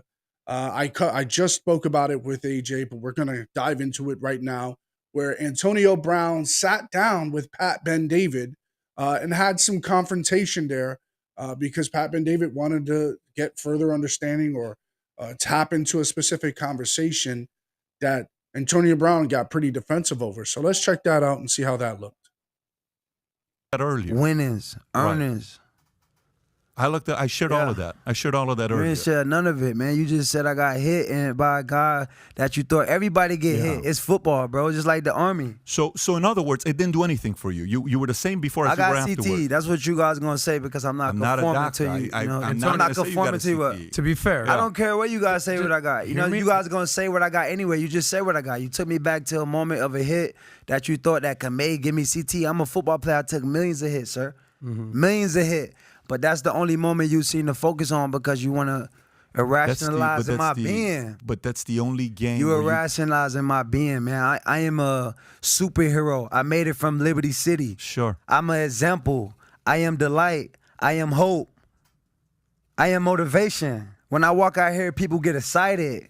You know, it's not about what you write or what you think or what you say because you don't understand. You're not from where I'm from. You don't view the world how I view it. You don't go through what I go through. You don't get the same opportunities I get. You don't get compressed the same way I get compressed. You don't get hated upon and written upon and ridiculed or criticized or made a fool out of. You see? All right. So on the grand stage, I don't know why I untethered that, but we'll get back to that. But on the grand stage, 100%, I agree with Antonio. Pat Ben-David is not dragged through the mud. However, though, he knows what it is to stand in the arena, right? He knows what it is to go through tough times as a CEO, as a managing partner of companies. He's not been on the tabloids, right? He's not somebody you're hearing on the news like Antonio Brown. He's not he's not front and center, I would say. But this whole idea of saying you don't understand what I'm going through starts to collide. Because now Pat Ben-David has to be like, wait a minute. So I want you guys to continue hearing this. See what I'm saying? You keep poking the bear, then the bear poke back, then I'm crazy, right? So you saying if I play football, I'm going to die of CTE, but if I don't play football, I got CTE because I act in a rational way that people may not understand. You're sad. We're not saying that. Nobody's talking to you. And by the way, I just want to reiterate what Pat Ben-David is saying here. He did not say anything about it. He asked him a question about that time, right? It is widely known that Antonio Brown has gotten CTE or been diagnosed with CTE because he sustained a really bad hit. We're talking about a really bad hit. And he was out for a while, went through concussion protocols and all that stuff. And CTE is real, folks. We had a prominent wide receiver not too long ago just passed away. And his family was speaking. It was a former Denver Brown. I think it was something Davis. I forgot his name. Somebody in the chat could probably remind me. But yeah, we had a prominent football player who just passed away and had severe head trauma from the game. And what I think was going on here is Pat Ben-David was trying to ask him, like, would you recommend a game for your kids? Would you recommend a game for my kids?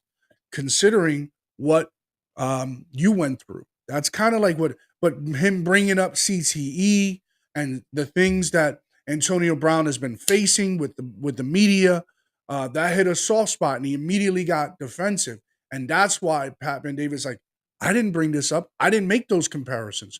I didn't even, if you look at Pat Ben-David's record, he doesn't even create videos talking about people that way. Yes, he's conservative. Yes, he talks a lot about the Biden administration, but he calls a spade a spade. He's pretty honest about where he stands a lot of the times. So I don't think he had a nefarious reason to bring this up. I think he just hit a soft spot here, and Antonio Brown is like, no, you're going to take it here, and now you're going to have clips of me, this, that, and the third. That's not Pat Ben-David. If anybody knows anything about Pat Ben-David, that's not how he operates. Look at his channel, folks. Look at his history. Pat Ben David has sat down with people for years, talking deep conversations. He sat down with Floyd Mayweather. He sat down with Pitbull, Rick Ross. He sat down with everyone. What does it take to be rich? What does it take to get to where you're at? He wants to give that opportunity for all of us to understand the rules of the game. That's how he is. So that if he knew who he was, and what I mean, and Antonio Brown, if he knew who he was, he would know who he's sitting in front of. So here's a little bit more of that. For 5 or 10 minutes, you took me back to a highlight of my career when I got hit. Because you brought up I got CTE. many highlights. I got because he brought up CTE. I'm sorry. Excuse me. He brought it up. Antonio Brown brought it up. So maybe Antonio Brown wants to get this off his chest, right? Maybe he wants to address this on his own. I don't know.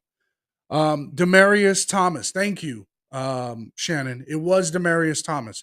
Demaryius Thomas just passed away not too long ago after sustaining an enormous amount of head trauma from his time in the NFL. He retired early and endured a lot of head trauma, and his family spoke up about it. All right. a score in the touchdown in the Super Bowl. Sure. Beautiful play. And AB. we saw it. I saw it live. AB, let's I get. thought you know it what was I'm a great saying? play. I thought it was a great play. Hang on one second. Yes, sir. Yes, sir. I thought it was a great play, but I want to isolate this concern and move on from this CT. Very simple. So to isolate the CT concern, I brought up. You said CT. I brought it up. You're saying the concussion that you got in your I walked career. off the field, man. I didn't say nothing about the concussion. I said football players Right. are signing up for CTE. That's why I walked off the field. I don't want CTE. I made that clear. Did you not understand that? So that means that that incident never got you CT. Bro, listen, it's not about the incident. It's about me walking off the field, bro. I'm at the time of this year walking off the field, bro. You're taking me back to 2015 of a hit of CTE. Yeah. I'm living in this time and telling you in real time. I'm here looking you in your eyes to tell you I walked off the field from not getting CTE. And you guys say I got CTE because of a hit. You see what I'm saying? So no matter what I do or what we do in America, you are marginalized in our position. So he never said it, by the way. Yeah. That's how you I process need it? ownership. Yeah, that's how I process it. You process it as I'm marginalizing you. You trying. You can't marginalize me. How could I marginalize you? You just try to marginalize my existence. I'm asking right you now. a question. If not a okay, so let me put it to you. Let me tell you selfishly why I'm asking that question from you, and see if you can hear the selfish question that I got. I made for a you. point, man. A point. Okay, made. I'm gonna ask you my selfish question here. I got a 9-year-old son. Okay, he's an athlete. He loves playing sports. Yeah. I'm in LA last week. Well, before we get into this, I want him to. I want you guys to hear Pat Ben David's response as he rant in the beginning of this clip here. Focus on the target or try to. No, I know. for So I'm sure. saying. So people were saying I have CTE, but this is the same thing that killing players. We have players that recently just died from this issue. You know what I'm saying? That's what I just told you before we started. Sure. The same thing I walked off the field for that I didn't want to get. CTE. It's the same thing they put on me to say I got CTE to crazy. You see what I'm saying? So you're saying so the criticism. You feel me? The criticism you're saying is that Criticism people come with achievement. I don't mind criticism. Sure. What I do, I got the highest criticism. I'm Okay. a football player. When you Right. finish the game, commentators talk about it, families talk about it, they go home and watch it. It's on everyone. They gamble on it. They play. It's the biggest in the world. It's on every day of the TV, right? But just to be fair, you're saying you're the same person you were before that hit and after the hit. So you didn't That's feel what I'm any saying. differences. No, that's with what I'm you. telling you, sir. I just played football and won a Super Bowl. That's Right. what I'm saying. You guys get uncomfortable because you don't understand or you try to marginalize. Then you try to take me back to a moment that you think got me acting this way. Like, you know what I mean? So clearly, Brown is probably misusing marginalized. That's probably why Pat Ben David is pushing back on him. However, I think intrinsically and instinctually, because of the lack of understanding between the two individuals, Antonio Brown is able to recognize this. Says, well, you don't understand me. You don't know where I came from. You don't know this. I came from this place. I came from Liberty City. And that's probably why there's that back and forth, because clearly they're on different wavelengths. Let's see here. You see what I'm saying? Marginalize. Yeah, you just picked. I got so many big moments No, in my because career. I I had- won a Super Bowl. Right. The best player that you guys call the GOAT called me to come help him win the Super Bowl. I'm the #1 receiver in the Steelers history. Yeah, we So know that. no, you don't know that, because if you know that, I just why said would you're you a take me 7-time back? Pro Bowler. Yeah, but that don't matter, sir. That's just the stats you read on Google. But you just said yourself you're the best receiver that Brady called you. You're going back to Exactly. football. Yeah, because you just went back to a moment in my football I only did career because that you you brought said it it up. got a hit. No, I brought up CTE. So your point was I got hit in the point and maybe I got it. Well, because it's players that's died that got it, and you Sure. taking me to the point to actually Sure. do I got an issue that kill people when the league kill people. Because you see? when you These guys pull up crazy. when you pull up the stats on when you pull up. So what you saying? Every football player is signing up to get CTE, right? And if they don't No. perform to want to play, or they don't act like you think they should act, you gonna go back to a moment when they got hit to say you got CTE because you're crazy. No, I will say That's what I'm saying. So it's like my people I was no in matter the what we military. do, we damned if we do this, we do this. It's not. Well- I respect. So he's talking about, you guys kind of get where he's going.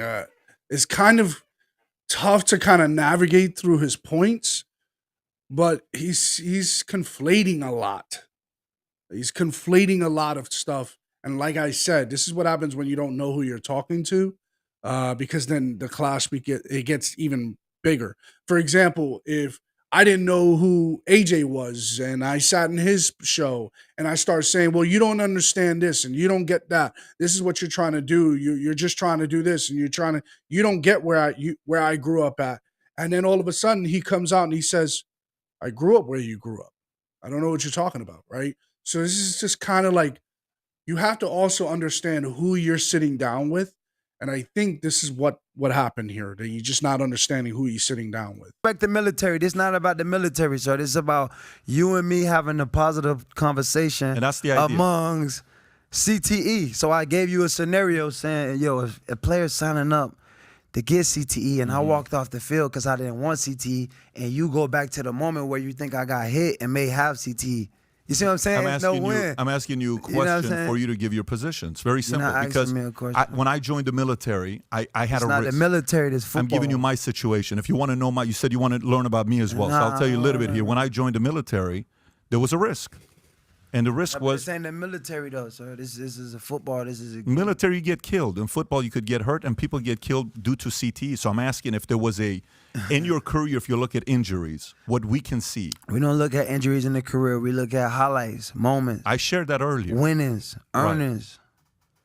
I shared all of that. I shared all of that You earlier. didn't share none of it, man. You just said I got hit, and by a guy that you thought everybody get hit. It's football, bro. Just like the Army. So, Because I'm not I'm not a conforming doctor. to you. I- you know? I'm So not gonna say you got conforming a to you. What? CTE. To be fair, I don't care what you guys say what I got. You know, hear me? you guys gonna say what I got anyway. You just say what I got. You took me back to a moment of a hit that you thought that may give me you seen to focus on because you want to irrationalize my being. But that's the only game You where a sure. I'm an example. I am the light. I am hope.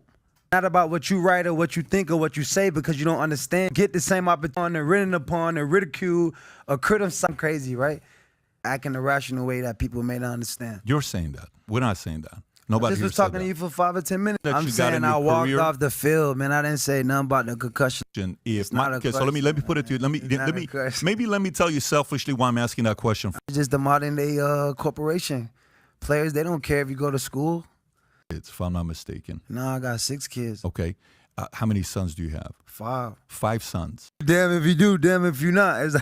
But if you go back and you were coming up, say you're 17 years old. Man, I come up in Liberty City, man. We come up for survival. This Liberty City, you know what's come from there. Yeah. Drug dealers, gang bangers, killers. If No you're not question. smart and Yeah. disciplined and dedicated to changing your life and got some type of talent there to play football, Right. you're done.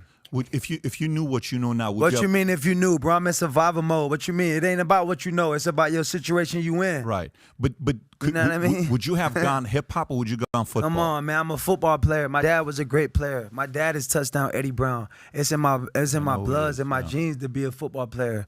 So don't ask me what you think I'll be. You know, it's only small margin in the trap areas I we asked- from. It's not a lot of opportunities where we from.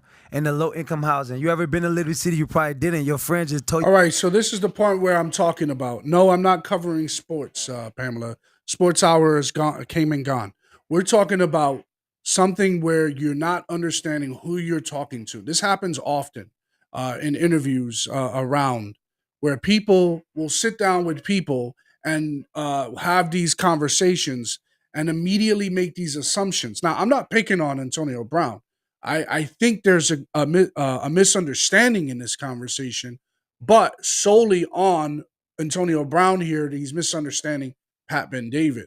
And it's probably because they're on different wavelengths, they speak differently, they understand and interpret things differently. However, I will say this, that instinctually, Antonio Brown knows that, hey, he might be leading me somewhere that I've been here before, or people are rationalizing things about me a certain way and I don't like it. So I'm going to choose this opportunity to clear the air and make sure that when you soundbite me, it's going to echo and people are going to hear that, which is pretty much happening.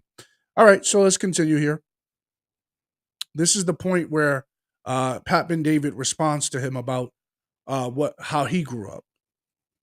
You imagination, so you couldn't imagine it, you couldn't fathom it, and you never seen it. Yeah, but I'm Somebody from painted LA. the picture. I'm from LA, and I so I grew understand up in every a hood, got a welfare hood. kid. Yeah, I'm It's a okay. welfare I'm not kid. saying It's that not you've a- been in LA. This is Liberty Yeah. City, my boy. This is gang violence, John Doe, known drug violence that got life sentence. You know, this is like drug criminal, like You know, when you grow up in Iran and you get bombed on, it's Man, not a you lot. grew up in LA, man. Don't try to sell me I on live no in Iran trauma 10 you years, did. got bombed You was 167 in the times army, in a man. day. You made Yeah. the decision to do that. You ain't have to No, survive. I was to born do in that. Iran. I didn't have a choice to be You there. had I the was- decision to go to the army. So Pat Ben David has talked about this over and over again till his face has turned blue. We heard of the story of Pat Ben David, born in Iran during the Civil War. And yeah, there was bombing, kids were dying, kids were suicide bombers, all of that stuff. Really, really egregious stuff going on over there, right? During the Saddam Hussein days. And Pat Ben David is not shy about talking about that. Talking about how Saddam Hussein sent bombs, chemical warfare, all of that. So he's not shy about talking about why his family left Iran to come to America. Then came to America. His mom and dad split. They were he was in Los Angeles, and we know Los Angeles is pretty rough, right? So he grew up a hard way. And the thing that I'm trying to get to is this is what I've talked about on Drinks with a Nobody, my previous podcast, what I talk about on TikTok, and what I'm going to talk about here is don't think that you have it worse than someone else. Everyone has their part in contention in life. Everyone has a rough go. And I'm not invalidating the being of Antonio Brown, nor am I invalidating you. But we've all had it rough. Not everyone has grown up with a silver spoon in their mouth. And even still, the person who grows up in that realm has it hard because they have to live up to a certain standard, a certain stature, right? So everyone has it rough when you're standing in their shoes and you won't know. And look, I don't know what Antonio Brown goes through. I could only assume based on what he's going through, right? Always his name in the tabloids, always his name on the headlines. Yeah, sure. I get it. I understand. But to simply just be like, well, you don't understand. That's the epitome of what's going on with the social justice in our country. That is the epitome of Black Lives Matter. That's the epitome of driving while black, quote unquote. It's simply saying, you guys do this because of this, and you don't understand our life. You don't understand what we have to go through. You don't understand our ancestry and slavery. You don't understand any of this. And you're talking to other human beings. They have their own issues. They have their own problems. They went through their own contentions in life. They have their own ancestral historical issues that they've went through. Oh no, white people have had it perfect. No, they've not. I've said this time and time again, that you think that you were the only people enslaved. Everyone virtually was enslaved or a slave owner at some point in history. To simply just look at yourself as the pinnacle of absolute aggression, as the pinnacle and the only race to ever go through something is like, how can we meet you halfway? You're not looking for equity, you're looking for reverence. You're not looking for equality, you're looking for superiority. That's why people like Savory has said this before. This becomes the oppression Olympics. Even Pat Ben David was a bit guilty of that right here because he says when you grow up in Iran and you have to deal with being bombed 7,000 times a day, right? It's rough. So, yes, we all do it to each other. But at the end of the day, to simply say you don't understand what I go through Sure. But I could say the same thing for you. You don't understand what I go through. So where are we going with this conversation, right?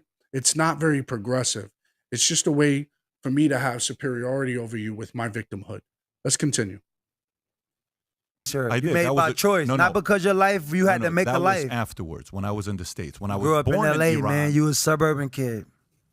0 to 10, I lived in Iran. 2 years in Germany, refugee camp. Then I came to the States. I'm So saying I'm how you asking was you- growing up. It's okay how you grew up. It's not a Parents bad got thing. a divorce. I was a welfare child. I was a 1.8 GPA kid. You're not talking to a guy that grew up It in a don't rich matter family. who we talk to, sir. Yeah. Rich, poor, don't matter. Whoever you is, be Sure. true to yourself. That's Well, all I'm about. saying to you is you're not talking to a guy. All right. So now we've moved the goalpost. It says, well, you don't understand, but now I hear those facts. And it goes, stay true to yourself. Don't matter. Oh, it doesn't matter. Where are we? Like, I'm not trying to pick on Antonio Brown. I understand where he's coming from. But at the end of the day, if you're going to be confronted time and time again, folks, I've been through this often in the TikTok realm where I make these statements and then it leads to this. And then now it leads to that. No, can we agree that you were a little out of pocket there? Can we agree that you took this to a place it didn't need to be? And that's where people start to say, you're being disingenuous. I don't think you're understanding this correctly. Or no, you're not understanding me. You're not validating me as a human being. What are you talking about? How did it become a devaluing you as a human being? Where are you? And I think what we're really arguing is arguing against insecurity.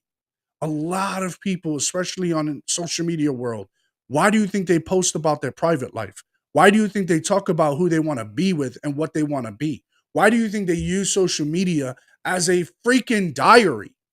Or they have these debacle relationships turn out in front right there before your eyes. Why do you think that happens? Is because people are insecure and they're leading by that insecurity. They're wearing that insecurity and they're just so hungry for validation. That's the epitome of social media. Social media is all about validation. It's all about looking at what the Joneses are doing. Hey, what are they doing so I can keep up with them? Or how could I outshare my oppression? I need to share how my life is hard. Maybe that will sympathize with someone. Maybe that would feel like I'll feel connected to a circle. That's the epitome of social media these days. When you go on TikTok, it's like, oh, don't devalue this person's and that person's experience. And I just hear AJ in the background. I don't care about your anecdotal experience. What does that have to do to the argument that will lead us to move forward? Where could we agree and say, I got this over the general consensus, so then that would lead to some kind of proper change? And that's why we have the problem that we do around social media and why we have the problem around discussions with policy debates. Policy debates don't go anywhere because people are insecure and they're looking for validation. Look who decided to peek back in. Don't you have a job? I do. Can you hear me? Yes, I can. Oh, okay. So I just What are you doing? Look at this headset. What are you, like a receptionist? You got the little no, headset going? it's just when I'm on like a webcam. So it's just I don't have speakers on my desk. I just realized I was like, oh, so when you have Zooms and things like that, then you gotta have a headset. Awesome. It's good to see you here back in peeking in to give your 2 cents. What do you think about what I'm talking about so far? Who, Antonio? Yeah. What about him? Well, not just Antonio, the fact of the matter of we're not really debating each other in certain topics Mhm. when we are in the realm of TikTok or even in social media world. What we're really debating is against people's insecurities. Okay. That people just want to feel validated, connected, feel heard, not misunderstood, which I think is the essence of this whole Black Lives Matter movement. You have a large community of people who are insecure, feel invalidated with themselves, and they want the whole world to have a reckoning with them. They want to be revered. Okay. Well, I mean, I agree. I mean, I think that most people want their feelings catered to, but I mean, Yeah. ultimately, at the end of the day, does it really matter? I guess I should have turned the light on. It matters, Keisha, when you are subjecting society to those standards. When you're Okay. literally strong arming society and saying, well, we have to change the police based on this. We have to change our government based on this. We need to change our school systems based on this. That's when I think what we're really having a battle of in this country is that why do we need to have change the way police operate when this person was acting a damn fool, right? Right. Why do we need to change the way school system? Oh, because they're not teaching real history. So Well, what do you mean? So wait, what's hindering right now, for example, Keisha, right, okay. in your age, what's hindering you from learning history the way you want to learn it? Me. So you don't need a school institution to teach you that. I So do not. whether a school tells you, "Hey, this is the greatest country in the world," then you become 25 years old and then you pick up a book somewhere else and you go, "Wait, this is not the greatest country in the world." Hey, welcome to the club. You know what I mean? So Yeah. it's like, so now we have to change our curriculum in schools because we feel guilty now. Like it's weird. Well, I don't think it's about guilt. I think it's just a basic form of changing the narrative and conforming a time to what you want it to look like. It's always been this way. It's just now we've given these people a voice to say, I don't like you and you hurt my feelings. Oh, and I Safe just zones. cry They about it. created those in college. Once we had safe zones, it's all been downhill from there. Safe zones or what is it called? Um, Not safe zones, but all safe spaces. Yeah. Or like I forgot that there's another term for it. And I forgot it. It just off the top. It just eluded me. But there's these safe spaces that you can have to be who you want to be, live in your insecurity, and have the world revere you for it. Correct. Right? Yes, queen, be vulnerable. And just hearing people spew about their relationship, whether their husbands or are cheating on them, or their husband are good or bad to them, whether their wives are, belong to the streets. I don't know. But why does everyone need to know about this stuff? Tells me that they're just seeking validation. People in this world just are deeply deprived of connection. Very true. Very true. Well, I Yeah. mean, I didn't want to interrupt your flow you had going there. I just wanted to say hi. You wanted to say hi. Now you got to get yourself back to work. Is that a Carhartt vest? Yeah. Nice. Nice. I like that vest. Yeah, Carhartt. I mean, That looks like yeah, go ahead. they do it well. They know what they're doing. Yeah, They it, know it what might be they're a doing. little pricey, but they do it well, and I can't get, how come I don't see comments? I don't know. We have people here, but I don't see any comments. Maybe because I'm not giving them anything to talk about. I don't know. That could be it. I mean, that sounds about right. Thanks for that painful reminder, Keisha. You're welcome. All right, well, finish your show. I just wanted to jump in really quick and say hello to the people. Oh, there's Kathy. Yeah, everyone's here. It's just It's I probably got because I went out and came back, and so I don't see the old stuff. I only see the new stuff. Oh, okay. Oh, okay. So that's why. But anyways, all right, I got to work. I'll talk to you guys later. Get Bye. back to work. Take care. All right. So now let's get to the topic of BLM. So let's take a quick break because Andy Schultz had a thing to say on his show about the BLM documentary that Candace Owens promoted on Daily Wire. We'll be back in a moment.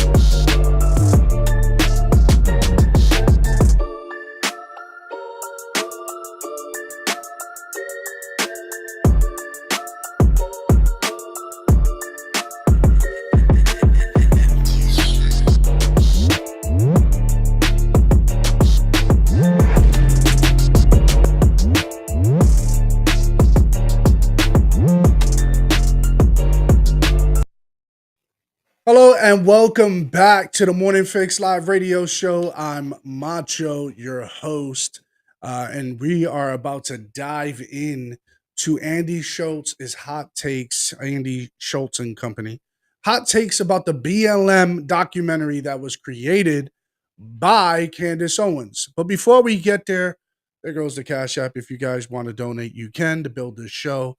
Also, be sure to go to AJ's Rant Room at ajsrantroom.com. Get yourself some merchandise. I certainly have. Also, we have some Morning Fix stuff on there. It might be there, might not be there, but don't you worry. We'll have some more Morning Fix merchandise in the future. But yeah, go to ajsrantroom.com. He has his fall edition out right now. If you spend over $100, you get free shipping. So head on there and cop your merch. All right, Andy Schultz and his hot take on BLM documentary. So I watched this Candace Owens documentary. Documentaries are fucking they should be illegal. Dude, documentaries should be illegal. 100%. You should need like FDA approval A for license or something? It's Bro, you need to brainwashing. be licensed for it. That's way more dangerous than a gun. I agree. Don't let people do documentaries. All right. So here's my immediate problem with this. Schultz is being funny. He's being sarcastic, right? Anyways, but this person on the couch here says, "Oh, it's brainwashing. Documentaries are brainwashing. Only to people who don't have a greater sense of critical thinking." One of the things I took in college, and I'm not saying everybody has to, or everybody's gone to college. I totally understand. But one of the classes I took was critical thinking. And basically, critical thinking along with first semester of philosophy, introduction to philosophy, and then I took the next phase of it. But anyways, once you take those two classes combined, what it starts to do is starts to open your mind up. Certain compartments of your mind start to open up that never were open before. Certain patterns of thinking, of analyzation, start to open up where you're just like, I never thought of that before. So you get open to different perspectives. You're only going to be brainwashed if you don't do your own due diligence and learning the information. If you just take what Sean Hannity says to you in a caption or a snippet of a video that he's commentating on, or even myself, then you're susceptible to being brainwashed, not by me, but by your own negligence. So just sit there and just do a little couple of clicks, learn some things. Don't just read the headlines. Get into the nitty gritty, see how it could be true, and validate it. One of the things I would say about the David Pakman interview with Mike Lindell is Mike Lindell said a name about a person that he finds credible. David Pakman says, hey, this person is known to be a con man for the last 10 years. Why do you back him? Fair question. I could disagree with David all the time, but at the end of the day, that's what you do. Hey, how do you validate the fact that he's been a con man for 10 years that you can say that he's actually telling the truth now? So that's what you would want to use, those kind of questions, not softball questions, to prune and to see what falls out of that tree. Okay?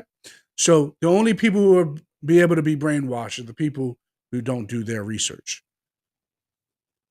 Give everybody a gun. No documentaries. I America agree. will be fine. I agree. I don't trust documentaries because you have however many hours of footage you edited down into the most 90 convincing minutes you possibly have of just your side. No documentaries like, hey, one side says this and the other side says this, and you pick your own truth and see what it is. This is the facts. 90 minutes back to back, edited down. Oh, and they got hundreds of hours of footage. There's music involved. Let's take the 90 most crack minutes, the most fentanyl minutes, and put them into that 90 right there. 100%. And to also, when I was getting all the backlash on Instagram or YouTube or even DMs and shit, they were saying all these things, and this happens all the time when like people have like these fringe ideas, right? It's like they know so much about their fringe idea that you don't know, so there's nothing you can say, right? Like when people talk about UFOs and that kind of shit, they're like, well, technically the way that the flight pattern was going, I don't know about flight patterns. Yeah. You're right. You can say anything to me. Yeah, and he's absolutely right. I agree with him here. If you don't know anything about a topic, I'm not going to talk about it. So he's actually contradicting the member on the stage. You see how savvy Schultz is? Now this could not be what he's actually doing. But again, I think we also speak instinctually to each other as well. When we hear something and maybe we don't want to have that direct confrontation, I would find another pathway to kind of get my point across. And so that's probably what he's saying. It's like, listen, maybe we don't know what this person knows and their fringe idea of what they've come across. Maybe Candace Owens is onto something. The point is, the ball's in the court of the BLM movement to actually speak up to why they have become the kind of entity that they've become. Let's get back to it. That you know more about than me? 9/11. And I can't push back. I'm not a structural The engineer. beams of the thing, and what am I supposed to say? No, that's not how beams are. Yeah, right? I might be onto something. Exactly. So that shit might have been, bro. You know, if Candace Owens put out a 9/11 documentary, I believe in 9/11. Yeah. All right. So, like I said before on this channel, and I said this on this show, and I've said this on TikTok, I really don't play around with joking about 9/11. I don't care about the conspiracies. When you are a young, impressionable child, when the towers went down, when you saw planes go into buildings and you heard that 3,000 people died, and then follow that up with terrorist attack, I don't care what you have to tell me. I don't care what research you found or anything like that. I'm not saying you're wrong or you're right. I'm not getting into the conspiracy theory of that conversation. Because at the end of the day, 3,000 people lost their lives that day. This is not funny. I don't laugh at it. A lot of my friends had to work at the towers, clean up after, and they were drastically affected by that. Picking up body parts over there. Picking up people. This became a grave site. Okay. People getting sick as a result of it. I don't know if you guys know, there's a lawsuit that is a class action lawsuit. It's not anything nefarious or anything like that, but it's just a class action for people who worked at the World Trade Center to be able to get some funding because they have developed some kind of sickness, asbestos or anything like that. This is an old building that fell, and people who were cleaning up the mess got sick. And yeah, I don't really play around with this stuff, guys. And maybe AJ, I don't know where his stance is on this. I don't play around with this. I'm not getting into the conspiracy theory. I don't care what you have, what supporting evidence. I'm not diving into that. My family doesn't dive into that. I talked about this over the weekend with one of my coworkers. He says, yeah, all New Yorkers don't play with that. I don't care where you're from. Even some of the New Yorkers who may entertain some of these conspiracy theories, they don't play around with this. It's like going to Oklahoma and then saying, hey, do you know that this Oklahoma City bomber, he was actually working for this person? I guarantee you somebody's going to tell you to shut up. Stop talking about that. Because it was so tragic that day. No one wants to hear from you. Stop it. Same could be said with the two Columbine shooters. I don't care who these kids were working for. I don't care what the warnings are. People died that day. Sandy Hook. See how Alex Jones is taking the heat, right? Stop talking about that. It was so tragic. What are you doing? And that tragedy affects people differently. I would never talk about the Uvalde incident as a way of government trying to do something about it. Politicians are grimy. They're going to utilize and use things as opportunities. They turn tragedy into an opportunity. That's just what they do. But I'm not looking at them to know. But you and normal people, listen, guys, there's certain areas that I'm just like, whatever. I'll leave the conversation. That's just me. That's just how I am. All right, let's get back to it. You don't believe in it now? Honestly, before 9/11, it went 9/10, 9/12. Now, I believe in 9/11 100%. So Candace made me believe in nothing. So she puts out this documentary, right? And her point of the documentary was, and also I blame Dave Chappelle for this shit, because she was like, I wasn't gonna do this until it became personal. And she played that Dave Chappelle clip of saying she got a stank pussy mad times in the documentary. Yeah, okay. And I think that hit her. She didn't play it mad time. She played it one time. That's number one. Number two, it wasn't just because of that. People were saying things about Candace Owens up into the hearing that she had, calling her a supporter of white supremacy. The leaders of BLM had a thing or two to say about Candace Owens. This became personal not because of Dave Chappelle. This became personal of him and many other people coming after her. Many people came after her after writing her book. Many people has come after her after she made her transition in 2017, her walk away moment. She hated Donald Trump to turn around and love him. So now they come after her personally. They really dig at her. They've come at her because of who she's married to. She's married to a white man. Okay. So yes, it was one piece, one small piece, and that's what tipped her off. She said, I got something for you guys. I'm about to blow the roof off of this whole thing. Bro. Okay. I do think, because that's for women, that's, you know what I mean? Especially if they got stinky pussies, that's a real fucking She issue. has to Like, have a stink pussy. I'm not saying she does. I Don't make me a documentary. I am. I'm not saying she does. I think So you're gonna say she has a stank pussy, but you've never been even close to it. So you're gonna ask. So again, on the left, they will argue, hey, don't spread these lies because it leads to mental health issues. Don't spread these lies because that's like cyberbullying or social bullying. You have no idea what her pussy smells like. You have no idea. You've never been around. You've never given a whiff. You've never known. You could have your thought process. Say, hey, I don't give a damn. I'm saying it. It is. But it's like you don't know. You have no idea, and you're spreading something you have no idea about because you'll never get close to it too. By the way. All right, let's go. I think that shit smells great. I think it I think stinks. that shit. I think it stinks allegedly. You think it stinks allegedly? Yes, yes. Well, there was one allegation thrown out there. Yeah. Okay. Now there's an allegation thrown out there because someone slept with Candace Owens and said she has a stink pussy. All right. Okay. And she makes this documentary. And the idea of the documentary is essentially that Black Lives Matter is a scam, a fraudulent organization. Not the craziest theory I've ever heard in my life. Now, there's a lot of evidence to prove that that is true now. Yeah. Okay? If you watch that documentary, you will believe it, bro. Yo, they got $90 million. They're giving $2.5 million to like Toronto trans organizations, right? They're giving millions of dollars to the Friends. Like this woman, Patrice Cullors, who runs the organization, right? Fuck that bitch. Say it with your chest. Fuck that bitch. She set back the movement decades, bro. Yo, All right. Let's talk about that. She set back the movement decades. This is what I have a problem with. Now it's not, we hate the organization, but we support the movement. I've always asked that question. Why do you support the movement? Oh, how can you not be for Black Lives Matter? What are you talking about? Right? And then it extends to the question of when did Black Lives Matter in America? What the hell are you talking about? We have wrote legislation in this country to protect the Black life since the 1800s. Where should we start? I mean, this is why people have a problem fundamentally with this. And they're not listening.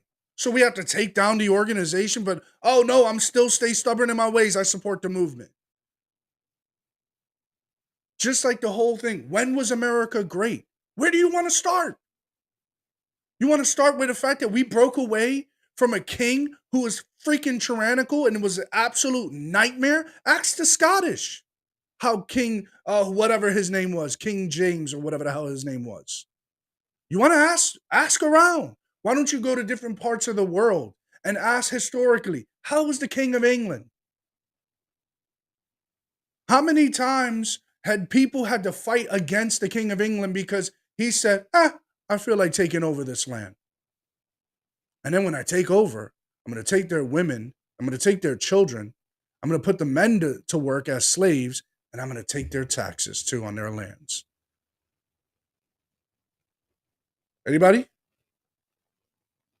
When do you want to start? When was America great? There were Americans who broke away from that kind of tyrannical behavior, and they said, enough's enough. We're going to create a body of people to govern us. Because who is this man that we have to deify so high when they bleed like us? We don't want a monarchy. We'd rather have a government, a body of people to decide the course of action, and became the greatest country in the world. Because now, nowhere around the world where they were governed by a large body of people. Everywhere in the world at that time was governed by a king. You can say, oh, but the indigenous people. No, indigenous people had kings. Oh, but the people in Africa, and all those countries had kings. They may have had a council, but they had kings. They were ran by and for kings. Period. You had emperors in other areas around the world. You have emperors in China. You had emperors in Japan. You had emperors in the areas like even not Australia. It was an exile land, but this became the greatest country in the world because we were governed by a people, and because of that said constitution that a lot of modern day black activists hate, don't realize that it is because of that constitution why slavery was ended. But we also don't realize that the initial steps was taken by that said kingdom. The King of England said, this is no way to treat people. So we're going to stop the transportation of slaves from this area in Africa to the Americas or even South America. They stopped it. They started it. And they were the most aggressive in history.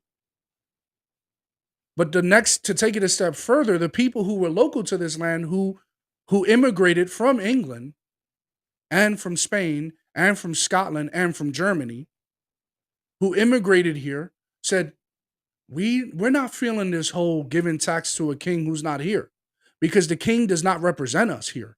The king represents England. So we don't want to be that. And to take it a step further, we don't want a king. We want to be ruled by a governance of people. We want essentially what the Bible has instructed us to be led by God. In God we trust, e pluribus unum, out of many one. So no, they didn't want to be run by a certain type of religiosity, but they wanted to say, if we're ruled by a governance of people, this people will reflect the belief and system that we have, being ruled and ultimately governed by God. So that's essentially why we became the greatest country in the world. In God we trust, e pluribus unum, out of many one.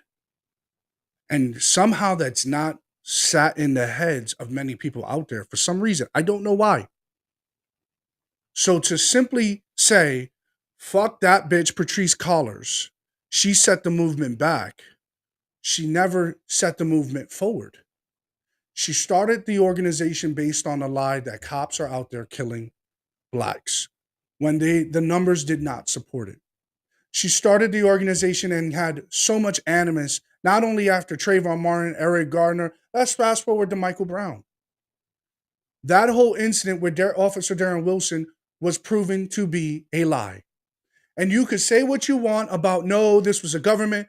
Why don't you look no further to the person that was with Mike Brown and his friend?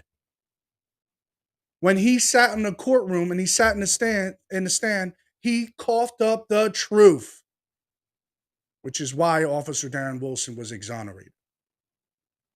Because you can say what you want to the court of public opinion, but guess what happens when we catch you lying on the stand? You go to jail by perjuring. And ain't nobody want to go to jail for perjuring.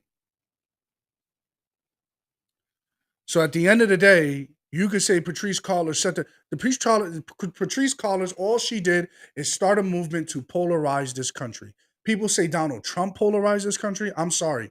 BLM polarized this country. BLM put us on the fringe areas to say, whoa, whoa, whoa, whoa, whoa, whoa. And people say, well, when did Black Lives Matter in this country? Where do you want to start? We can start 1861. We can start 1870. We can go, where do you want to start? You name it. Where do you want to start? We can even go to the New Deal. The New Deal. Why did the New Deal? FDR had black people in mind. He had the white savior complex. Where else do you want to go? Do you want to go to President Eisenhower, Richard Nixon? Where else do you want to go where you say black lives didn't matter? Oh, well, Richard Nixon was a racist. No proof of it. None. And don't give me the Southern strategy, because even when Richard Nixon was elected president, guess where he didn't win? In the South. So how did he implement the Southern strategy if it didn't work out for him when everyone voted blue in the South? Think about it, folks. Where do we start to say that Black Lives Matter? Where do you want to start? They harp on things that are pretty pivotal, they're pretty big, and say, hey, but we lived in Jim Crow. Hey, tell me a country that was synonymous with each other, everyone was infused together. Tell me a country at that time. Nowhere around the world, Thomas Sowell said this, nowhere around the world where you saw a melting pot of people live in the same area, in the same region with each other, that spoke different dialects, entertain and engage the world differently, had different cultures, different foods, all of that stuff. Because virtually everywhere around the world, on the eastern part of the world, everyone was secluded to their own area. America changed that. America changed that, put that on its ass. No, everybody, out of many, one. E pluribus unum. And we were trying to figure out, how do we become one? And no, I do not support segregation. No, I did not like that we have the history of Jim Crow or even lynchings in this country. No, I don't like that we had slavery. I think it was repulsive. It was a repulsed practice. But at the end of the day, like AJ says, we don't look at history to change it. We look at history to see it for what it was and see where we got. A lot of progressives in this country fail to see the progression in which we have reached. They will give you the driving while black argument, while the person who's truly progressive, like conservatives really are, like Tim Scott really is, will say, we went from a generation from picking cotton to Congress. That's how you see progression. Because we went from this to that. We don't say, oh, we've come a long way, but we've got a long way to go. No, we're damn near arrived. And you're not going to get rid of people's ignorance and hatred and bigotry. You're not going to get rid of that. But you're going to change people's perspective by having those hard conversations, whether you do or you don't. It's up to you. I've entertained conversations with people who've said very derogatory things towards me. At first, I didn't want to talk to them. But then, after giving them a few minutes, I realized the extent of their own ignorance. And they virtually have changed from then.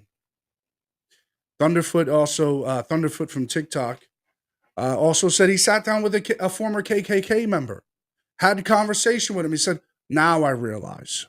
Mr. Full Service, who the host of Simply Sundays, talked about his encounter with a white supremacist or a KKK member right on this show. You guys could look at it on replay. If we have these hard conversations, which we like to do here on the Morning Fix, and navigate through these tough terrains, we will realize the extent not only of our own ignorance, but the other. And then we can find that point of contention and see, hey, do we build a bridge here or do we just burn this shit down? We don't strong arm the entire society and say, if you don't support Black Lives Matter, then you're with them.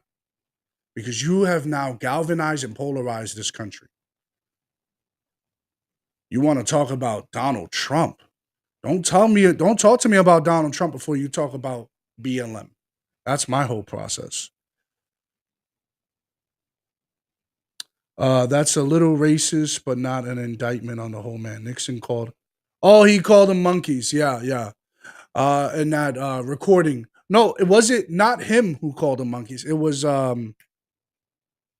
Reagan. He called at a delegation hearing in, I think it was, what is that called again? The world thing, the UN, the United Nations. And he said over the phone to Nixon. That's why you're saying Nixon, AJ. He was talking to Richard Nixon. And he said, I hope those monkeys don't ever, whatever, or like, they don't even have shoes or something like that. He said something crazy like that. Yes, that is not a little racist. That is racist, but it doesn't reveal, like you said, the whole man. I think his heart overall was in the right place, because you see it by his policy push. And I you know what? I'll probably have a show talking about that. Everyone has their vices. Everyone has their issues. Everyone has their ignorance. But how he led this country was successful for everyone. And that's what tells me Despite that phone call, it shows me about that. And you know what? I've said some really. If anyone ever overheard my conversations, I've said some dumb shit out of my mouth too. So I'm not validating it. I'm just saying. All right, let's go back to it. Because fuck that ass bitch. Straight up. Yo, I don't give a fuck. I'm telling you. You're allowed to say it. Yeah. No, you're good. Yeah. What do you want to do, bro? What do you want to do? Wait, let me cook up. I hate that bitch, though. I hate her more than Candace Owens. Really? Wow. Yeah. I see that. I understand the frustration because what Al, you even texted the group, she set back the Black empowerment movement decades because it's going to be very hard for the average person that donated to this thing to believe in the future that the same thing won't happen, right? So I understand that completely, right? But so what she's doing is she's exposing later on in the documentary, she's like where all the money goes. She's like tracking it because you have to file these IRS reports, right? Yeah. So you can see where the money goes if you're a charity. You don't have to pay taxes, but you got to show what you're spending the money on. Right. So they're going like, she hires her brother to do, she had baby daddy to do security. She has her brother to do the video stuff, which we would all do. You know what I'm saying? Like, that's the thing. We would, like, I give a little bit of pushback in that regard. Like, if you got $90 million, I'm gonna hire y'all. Do you know what I'm saying? Akash is the head of, I don't know, haircuts or something. You know what I mean? Like, whatever it is, you're gonna throw the money around. I think about $1.5 million a year for that job. Yeah, exactly. You're gonna throw the money around. But at least when you get caught throwing money around to the homies, you just go, you got me, yo. Yeah. They still play the victim. I'm being attacked. I can't believe Candace Owens is out here doing all this shit. So I could see the frustration with that, especially with the people who already didn't fuck with Black Lives Matter. Yeah. So if you already don't fuck with Black Lives Matter and you see that the organization was involved in some scammy shit, now you're like, see, I was fucking She was living in like a $5 million house. Oh, they bought property everywhere. Yeah, son. mad properties, 5 Can't even houses. say Black Lives Matter They got a show now. coming out of Home and Garden. What? Yeah, they got a Flip It show. There's no way. No, they gotta. That flip. That's fucked up, yo. Yo, they're gonna have Mexicans doing the renovations in the fields and shit like that. You didn't know that? No, they got a bunch of trans coming in and building that shit mad quick. Shit, flip it up. Yeah, that's empowering. That's empowering. Yo, but the Flip shitty it and part, snip it. the shitty part, you can't even say Black Lives Matter without giving the disclaimer. It's like, oh, I'm talking about the movement, not the organization. Like that shit's Right there. That's a good place to end it. Right there. I'm talking about the movement, not the organization. No, there is no disclaimer. Like I said, the reason why this country is polarized, I mean, we can make the argument of the 90s. We can make the argument of, Louis Farrakhan, some of the crazy statements he said, even though there's some things that Mr. Farrakhan says that I agree with. There's a lot of things I don't. But we maybe then, but it didn't really have any traction. We have Al Sharpton, we have Jesse Jackson, we have a lot of activists. We have John Lewis, James Baldwin. We have a lot of people who could have attributed to that. We have Huey P. Newton and his whole crew. We could argue that caused some kind of polarization. We have the FBI. We have J. Edgar Hoover, not Edgar Hoover, J. Edgar. We can say that caused some kind of polarization. We could say this all led to this, but nothing to the magnitude of Black Lives Matter organization and Black Lives Matter movement. Because you could make the distinction and separate the two all you want, but people are going to argue against both. And it's not about whether, everyone has an opinion or no. We have real serious concerns and serious questions when it comes to the movement and the organizations to which I just addressed. It's just incredible to me to just have a lack of understanding of true progression. And this is why we're ideologically pretty much gridlocked. We're not moving forward here, folks. The progressive caucus is actually the backwards caucus, and the conservative traditionalists are the progressives. They're the ones that show true progression while holding on to historical, traditional, legacy truths. You think a conservative doesn't know about the history of slavery in America? You don't think they know about police brutality? You don't think they know about systemic discrimination laws and practices at one point in this country? You can't avoid them. Like Kyrie Irving said, this is 2022, right? Whatever that meant. You can't avoid these things. People are writing books. They're having podcasts. They're having radio shows. They're talking about this everywhere. It's extremely saturated around the entire country and perhaps the entire universe. Everyone knows about American slavery. We can go freaking right now to Bangladesh somewhere and be like, hey, do you ever heard of American slavery? Oh, yeah, it was terrible. Everyone knows about it. So you're not going to tell me, oh, we need to teach real history. They're teaching history. They're just not teaching it the way you want them to teach it. Because you want to yield this out. How come we've watched like the first 10 minutes, and I'll give them the benefit of the doubt. You guys can watch the rest of it. But how come they didn't bring up the fact that some of that money went towards organizations to teach people how to protest and what to protest? So, like in the days of Angela Davis, when she was in school, and learning from professors, and based on her own critical thinking, she rose up with a bunch of kids from different schools to have their own protests.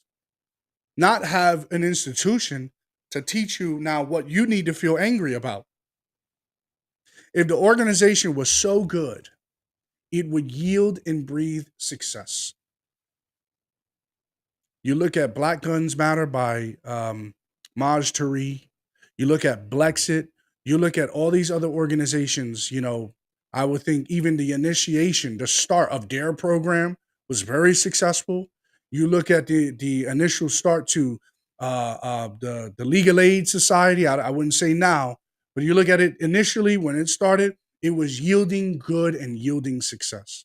BLM has not yielded any success or any good from its inception. So how, whether you write the disclaimer of separating yourself from the movement or the organization, it will lead you back to the same place. Let's address the questions of when Black Lives Matter in America. Because I'll tell you, when do you want to start? That'll do it for this Halloween edition on this Monday of the Morning Fix Live Radio Show. Tune in tomorrow at 10 a.m. Eastern. We'll be right back here. And if you want to watch anything else on this channel, you can. We're on YouTube, we're on Rumble, we're on Twitch. Most of the replays you can watch on Rumble and you can watch on YouTube. On Twitch, some of the videos tend to fade out after a while, but you can catch up on some of our old episodes, our prior episodes. As we've sat down with guests, and we want to sit down with more guests in the coming future. But we'll be right back here tomorrow at 10 a.m. Eastern. Be sure to check out the video I just posted about Kyrie Irving right in the video section in the video tab of YouTube. I just posted it and also posted it on our Telegram group, Morning Fix. And the way you type in Morning Fix is just as you see spelled here on the channel. MORNINFIX. Thank you for tuning in, guys. Have a safe and wonderful holiday. Happy Halloween. Until tomorrow.